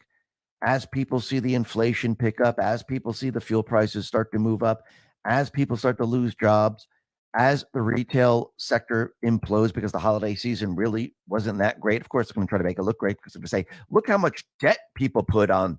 It's incredible. Yeah, but more debt you have, the worse it gets for you in the long run. Yes, it looks good when you say, look, people bought all these gifts and they put it all on their credit cards. But remember, think about the APR on all these credit cards. Think about the payments. Think about what is coming up, because especially when people start to lose, their jobs, it's going to be a complete and utter disaster, especially when inflation picks up and their pieces of paper don't go as far. This is going to be a major, major problem. But Biden is right on schedule. He was speaking at the Asian Pacific Economic Cooperation CEO Summit in San Francisco. And Biden claimed his administration is delivering on our promises, and we're doubling down on our progress. Biden promised to double down on his economic agenda appears indifferent to the economic challenges Americans face, such as inflation and soaring house costs. And there was a recent poll that was done. It shows Americans are unpleased with Joe Biden's economy. Only 14% of voters believe they are better off with the resident. 70% of voters say Biden's economic policies have either hurt the economy or have no impact. Among the 70%, 33% say the resident's policies have hurt the economy a lot. And now he's out there saying, we now have the lowest inflation rate of any advanced economy in the world. And meanwhile, median household wealth has grown by 37% in real terms since before the pandemic, he says. Well, when you really look at it, what is the fact of the matter? Well, the middle-class households have lost on average more than $33,000 in real wealth over the past year. And fuel prices have gone up. Homeowners insurance has gone up. Health insurance has gone up. Auto insurance has gone up. And people, they see when they go food shopping, food prices have gone up. Actually, has those gone up? No, the value of the currency is declining. Now, think about what he's saying right now. He's trying to convince everyone, because we see inflation, that everyone feels the wealth effect. Now, this wealth effect happened in the 70s. When we came off the gold standard, what did they do? Well, everyone's wages were adjusted to adjust to what we were seeing, the devaluation of the currency. And everyone said, oh, wow, look, I'm making a lot more. I was making $5,000 a year back in the 1970s. Now I'm making $15,000. This is incredible. The difference is we're at the end of the system right now, and the people aren't seeing that. Now they're still using that narrative, but the inflation is way above the wages, and wages are actually declining right now. So people, they're not getting the raise that they did back in the 70s.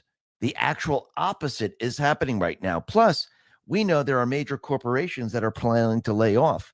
So this is going to be a complete and utter disaster as we move forward. And as he keeps this narrative continually going, people are going to see the truth. The people are going to see, and they're going to realize, yeah, you know something? He's lying to us. Maybe I believed him in the beginning. Maybe he was, telling the truth. But now as we go through 2024, I realize, no, he's lying to me. Now I know people that got laid off.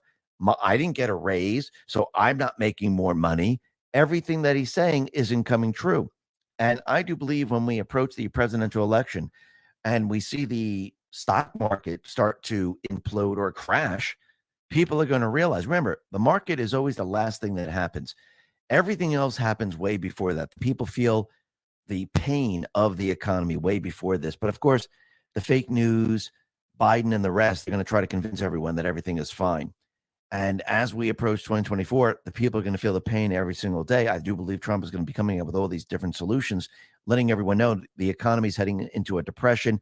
Inflation is still moving up. Fuel prices are still moving up. We can change this. We don't have to head in this direction. We can actually bring jobs back. We can stop the inflation. We can stop the high fuel costs. And here are very simple solutions. Let's make the country energy independent again by drilling, because that's what Trump says. Let's drill, baby, drill. And you can see that as Biden goes down one track, Trump is going to be going down a different track. And Trump's track is going to win over the people, because the people are going to see the truth. The people are going to see Trump telling everyone that what you're seeing is true. The economy is not doing well. Everything that Biden is saying is a gigantic lie and an illusion. And when everything hits the fan, the people are going to really wake up and they're going to understand this. And I do believe this has been planned from the very beginning, because, again, this is going to make the central bank in a very difficult position. They're going to be very, very weak, because as the system breaks down and the world crashes, they don't have that leverage. Now, of course, they'll try to scare the people. They'll try to convince the people one way or another into doing what they want them to do, but it's not going to work because the people are awake. The people see what has been happening this entire year. They see the liars. They see how they're not telling the people the truth. So when the system crashes, why would the people believe them? They're not going to. And the people, well, they're going to be looking at Trump. They're going to be demanding that we go in a different direction. And I do believe this is where this is all going. And in the end, it looks like the central bank is going to be doomed. And yes, we will be moving away from the central bank system. Listen, everyone, thanks a lot for listening. Be well, be safe, and especially be prepared. Thanks a lot.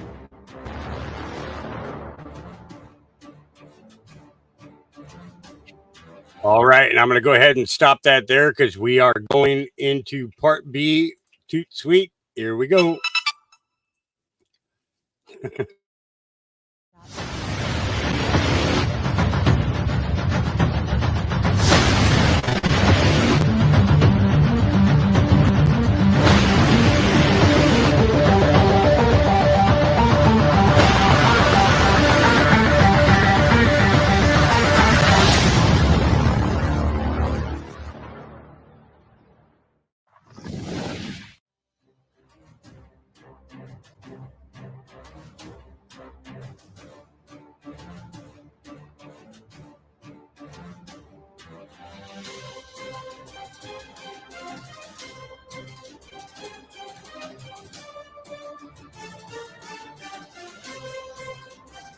Hi, and welcome. You're listening to the X22 Report. My name is Dave, in this episode 3215 BN. Today's date is November 19th, 2023, and the title of the episode is January 6th, an election narrative imploding, dog comes, Trump opened the door of all doors, game over. Let's talk about our health. When it comes to weight loss, we're all searching for a miracle pill. Generally, you have to use multiple products that target each area of fat differently to fully manage weight.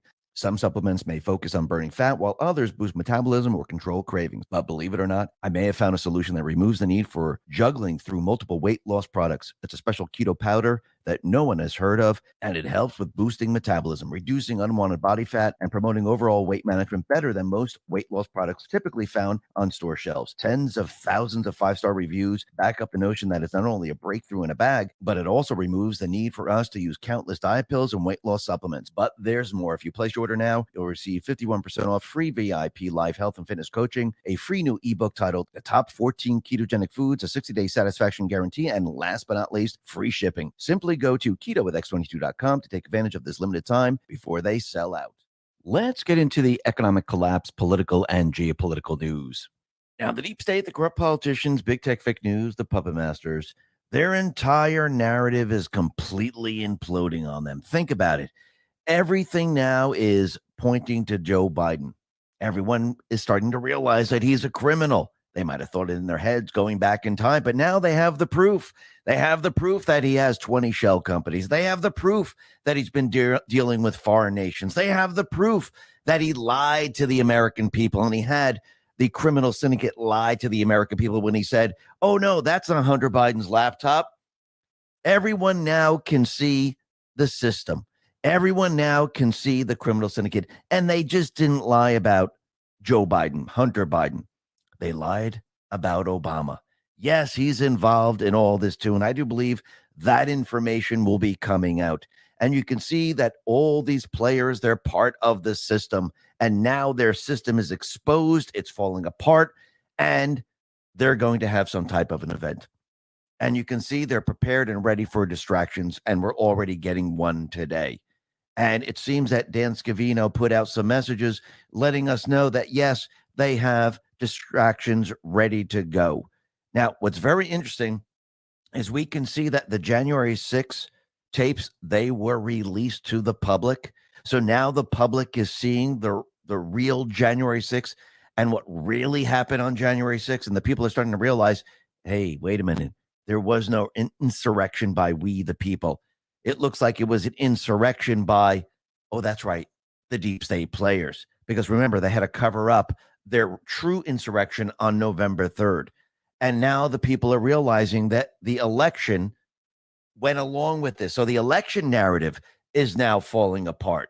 Because remember, this is all connected. And think about the charges they have against Trump. They're charging him with January 6th, that he started the insurrection, and they're charging him with election fraud. Coincidence, isn't it, that they're charging Trump with all this, and they're the ones who are actually behind all this, and the evidence will be coming out, letting everyone know that they're responsible for all this. Remember, Trump, he opened the door of all doors, and now all he needs to do is produce this evidence so the people of this country, the people of the world, can see exactly what happened, because what they thought happened actually didn't happen the way they thought it happened, because the deep state players, they actually had the narrative at that point in time, and they convinced the people that, hey, Trump was responsible. Trump was trying to get involved in the elections. He was trying to rig the elections, but everything is going to now turn around. Everything's going to be pointing to the deep state players. And Trump, he set it up perfectly, because how do you wake the rest of the population up? I'm not talking about the Republicans, the independents. Yes, there's still Republicans and independents that have to be. Hey, before I forget, X22 is launching the second official X22 merch drop this Black Friday called We the People. This launch consists of all new items. Everything is going to be limited quantity. These are all new designs that you've never seen before, and they're going to blow your mind. Head over to x22store.com. That's x22store.com, or visit x22report.com and click on the banner, or just go to the description down below and click on X22 Store. It'll bring you right over to the store. Just enter your email. You'll get a 15% discount. Plus, you'll get a chance to win a free care package. It'll include everything from the site. Plus, during the launch, we'll be unveiling the mystery items. And these will be new products that we add to the drop. So head over to x22store.com, or just click the link in the description. Woken up. But I'm talking about the D's. Remember, this is the United States of America. We're all Americans here. And I do believe Trump needs to unite the country, which I do believe he's going to do, because he's going to show the American people the truth the truth will always win in the end. It will always beat the propaganda.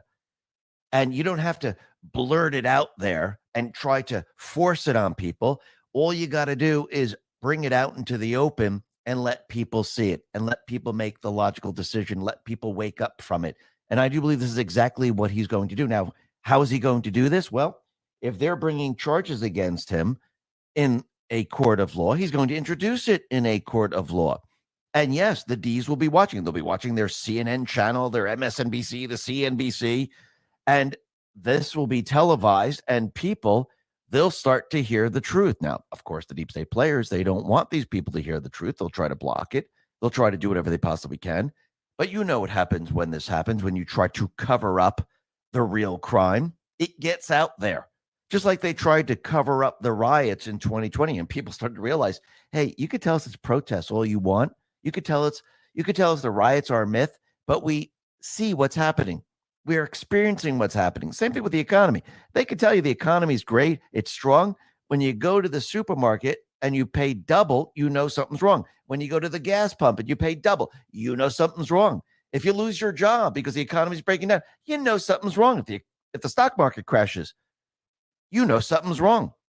It doesn't matter what they say, because the people, when they actually experience it, they know what's going on. And I do believe Trump and the Patriots, they have these people exactly where they want them. And they're being brought down this path, and the people are being brought down this path at the same exact time, so people can see who the true criminals are. Remember, this is not about a 4-year election, just fixing everything and going back to the way it was, because that's not going to fix the country. The only way we can fix the country is to show the people the absolute truth of what's going on here. And the only way to show the people the truth is have them go through it and see it with their own 2 eyes and experience it. Because without that, talk is cheap. Talk isn't going to do it. You need to feel the pain. You need to wake up. That is what is happening right now. And the people are going to wake up, because you know why? This is going to be a slap in the face, and it's going to be multiple slaps, because the people need to see what's really going on here. Yes, people are going to deny it. Yes, people are going to get pissed off. But in the end, just like Michael Rappaport, how he's screaming and yelling how he doesn't want to vote for Trump, in the end, when the truth is right in front of them and they see it, yes, they're going to resist, but eventually they will say, okay, I have no other choice. I have to do this, especially with war approaching, especially with the economy breaking down. And I do believe Trump and the Patriots, they have these individuals exactly where they want it. Because now, if you notice, the Patriots have control of the House. Now the Patriots are releasing the information. Let the people decide what's fake, what's true.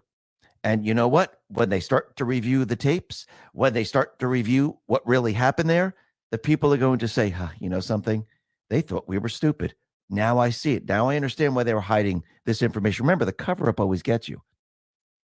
They covered up the entire incident with hiding everything, with creating an unselect committee that actually edited the videotapes, that actually tried to control the narrative. Why do you think they deleted everything they did? Because they were covering up their entire scam.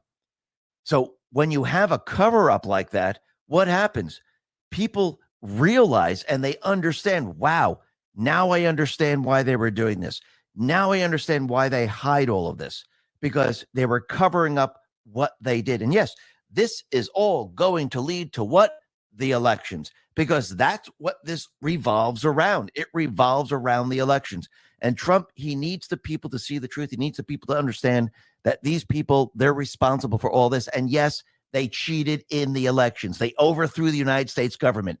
For those people that still don't believe, you're going to see more and more of this as time goes on. As we go through 2024, those people, the D's especially, they're going to start to see this.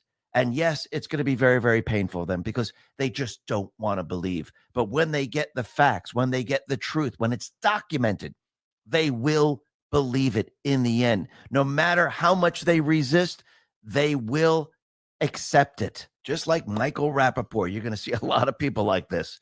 And we're going to be talking a lot more about this, because we can see that we already have an event already starting out because as these tapes are released and people are starting to look at it, they need a distraction. This is what they always do.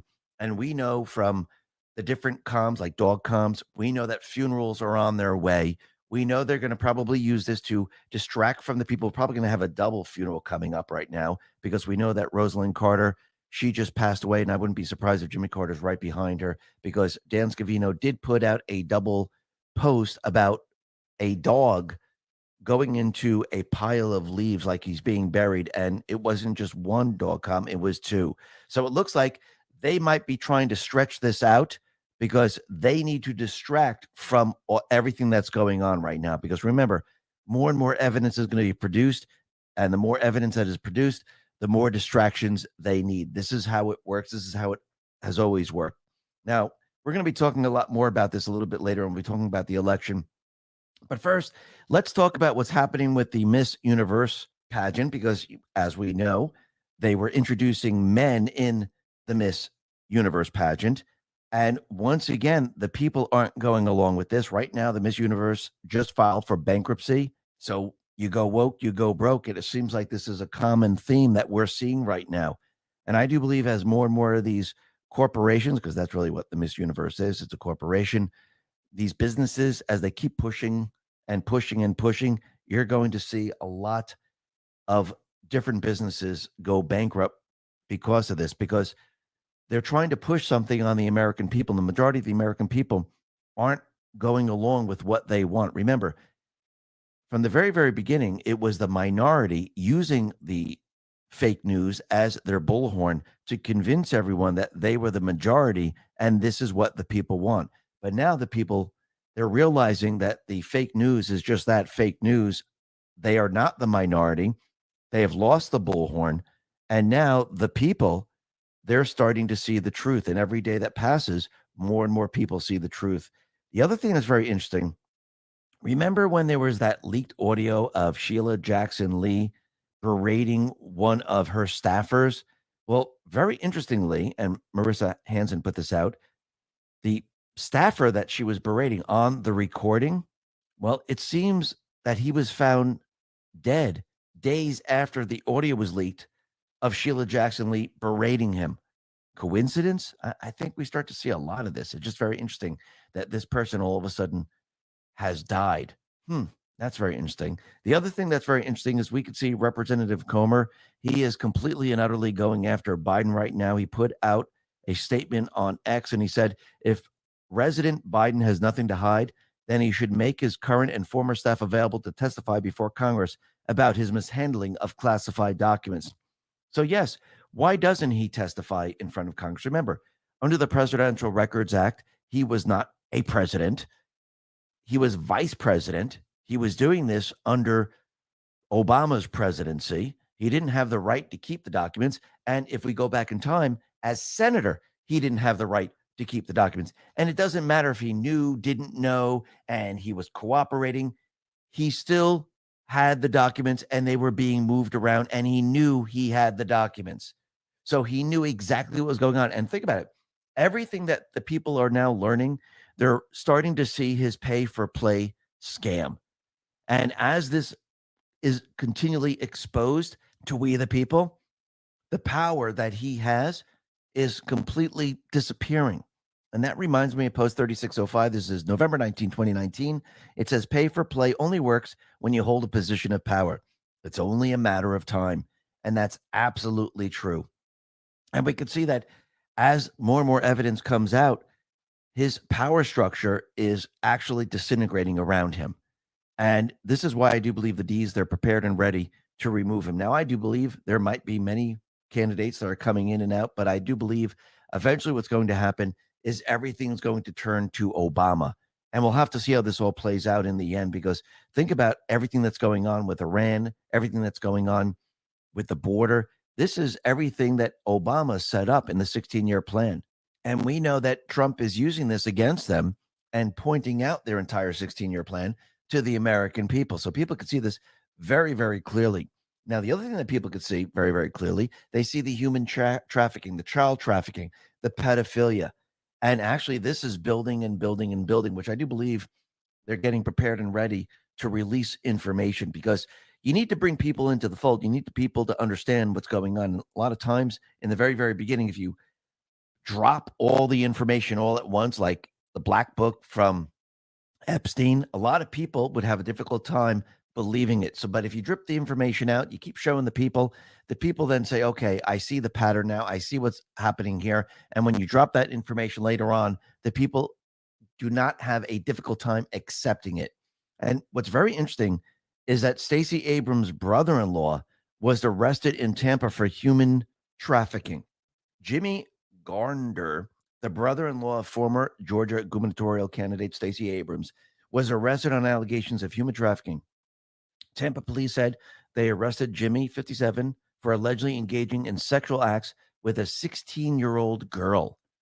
I mean, you can't make this stuff up. It's absolutely unbelievable.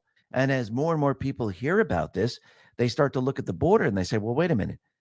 Are we seeing a lot of human trafficking and child trafficking at the border? Yes, we are. Actually, I just did an interview with Tara Rodas and Mary O'Neill. And Tara Rodas, she was down at the border. She was working for HHS, and she saw the child trafficking. And she reported this. She's a whistleblower, and she reported all of this. So we know that this is true. We know it's happening right now. And we could see the deep state players. They're not just doing it here in the United States, but they're doing this around the world. I mean, just look out in Africa. The people attempted to cross the fence that separates Morocco from the Spanish enclave of Ceuta, Le Monde. So you can see this is happening all over the world right now, and it's driven by Soros and many, many others to bring people and to blend the nations. And we can see that what comes with this is human trafficking, child trafficking, gang members being brought over the border, and drug trafficking, everything. So people can actually see this. And what's very interesting about all of this, since we can see what's happening in all these countries with the illegals that have been brought into these countries, because what they tried to do is they tried to outnumber the people in the country. They tried to use these people to overthrow the governments in these countries. Looks like it's some type of Arab Spring that's going on, because we've seen this before, and this is what they do. And I do believe they've been setting all this up in all these different countries to do the same exact thing. But what's very interesting about all of this, and since we're seeing the pedophilia, since we're seeing the child trafficking, the child sex abuse, the French Commission has called for the end of the statute of limitations on child sex abuse crimes. So the French Commission is examining sexual violence against children, and they're looking to remove the all-time limits on the prosecution of people suspected of raping or sexually assaulting minors. And the timing of this is very, very interesting. Now, the other thing that's very interesting is we could see that Trump, he has gone down to the border of Texas. He is now serving food to the Border Patrol agents. And again, Trump has gone down to the border. He's at ground zero. Where's Biden? What has he been doing? What has Kamala been doing? Absolutely nothing. But you could see the governor of Texas, he has now endorsed Trump to be president. And once again, you can see that he is the people's president. He's down there. He's working with the Border Patrol, because they know when he was in the White House, the border was secure. The wall was being built. We didn't have this type of problem. And we could see that those individuals, they are with him. They're not with the resident. They're not with the deep state players. But you can see the deep state players, they want an open border. Trump, he needed to show the American people, look how bad the open borders are. Look what it does to this country. And I do believe most likely we're going to see some type of an event in this country coming up. And it looks like it's building and building and building. But you can see that the deep state players, they're trying to control the narrative in this country, because once again, they've lost the narrative, because now there's many different platforms. X is no longer under their control, and they are panicking over this because they know there's millions of people on this platform, and they need to somehow, some way control it. It's not going to happen, but they're going to give it a try, just like they always do. And I think in the end, when they can't control the narrative, they can't censor, they can't shut down the platforms, most likely they'll probably be moving to a communications blackout. But you can see they're going after Elon, they're going after X. Charlie Kirk put this out and said the following, because he's responding to Elon Musk, who said The split-second court opens on Monday. X Corp will be filing a thermonuclear lawsuit against Media Matters and all those who colluded in this fraudulent attack on our company. So Media Matters, that entire organization was set up by Soros to go after certain outlets, to go after certain influencers, and to actually try to shut them down. That is their mission.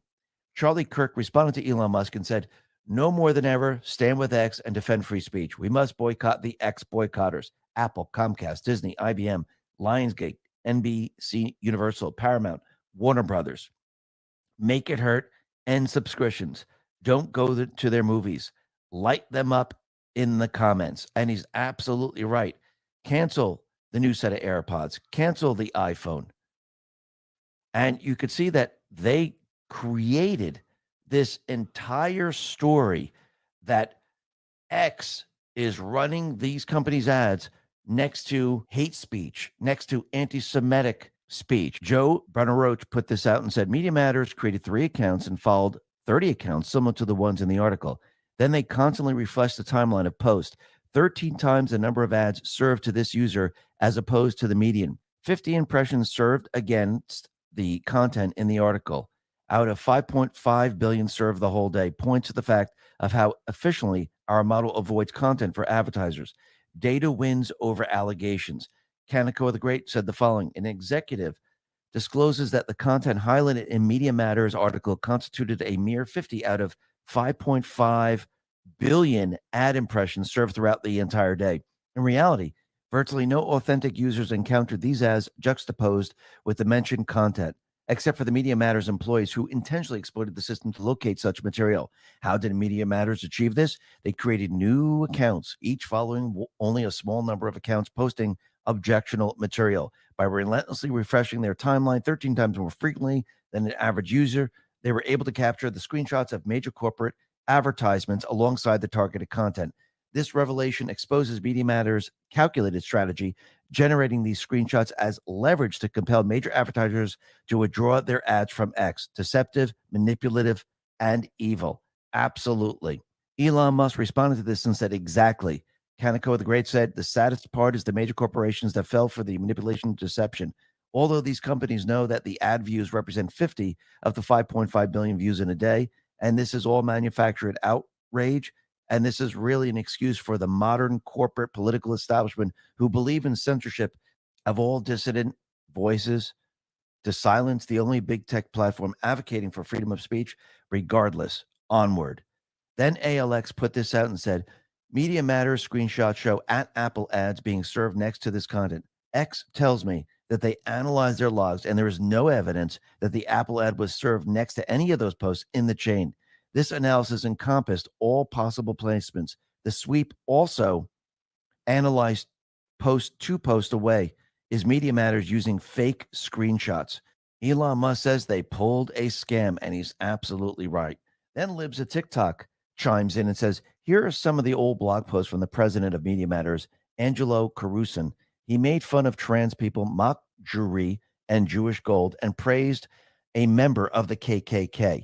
Media Matters led a campaign for advertisers to leave X because they claimed ads were appearing near white supremacist contest. Media Matters is trash.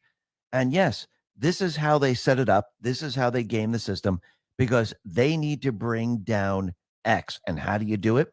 You go to the money source.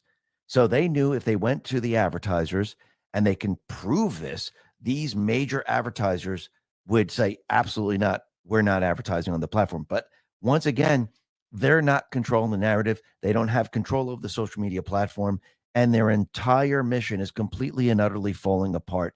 And the people now see this. Think about it. Millions and millions of people have now seen what Media Matters has done. And now Elon is going to be suing them. And all of this information is going to be coming out, and the people are going to learn the truth, because they've been doing this for a very long time against many, many people. And think about it. Everything now is completely and utterly falling apart for them because they are no longer in control. And the people, they're seeing the truth of the matter. Yes, the January 6th tapes, they are coming out, and people can see the difference between a violent insurrection and those people that are taking a tour in the Capitol. let's just go to what is happening now with the pro-Palestinian riots, because really that's what they are. Because remember, it's the same exact people that we saw with BLM. It's Antifa, BLM, neo-Nazis.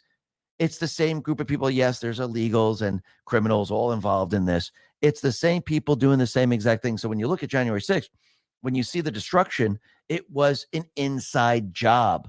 When you look at BLM and you look at the protests, it was the same exact people that were in January 6th, the same people that were destroying and looting and burning. It's always the same group of people. These people are the foot soldiers of the deep state players. Andy No put this out and said, a violent pro-Palestine protest is occurring in Chicago.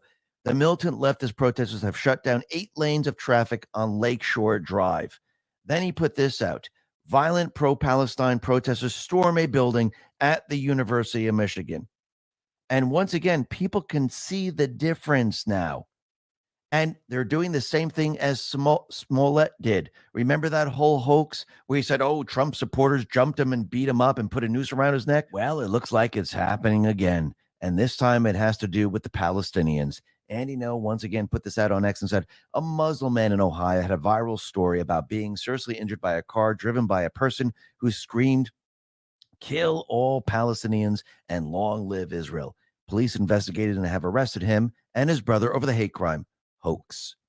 And once again, we're starting to see the same exact people using the same exact pattern, and they're trying to convince the people, look, we are the victims, and it's all the Trump people, it's all the Israelis, it's all the same exact people trying to push this. But look what happens.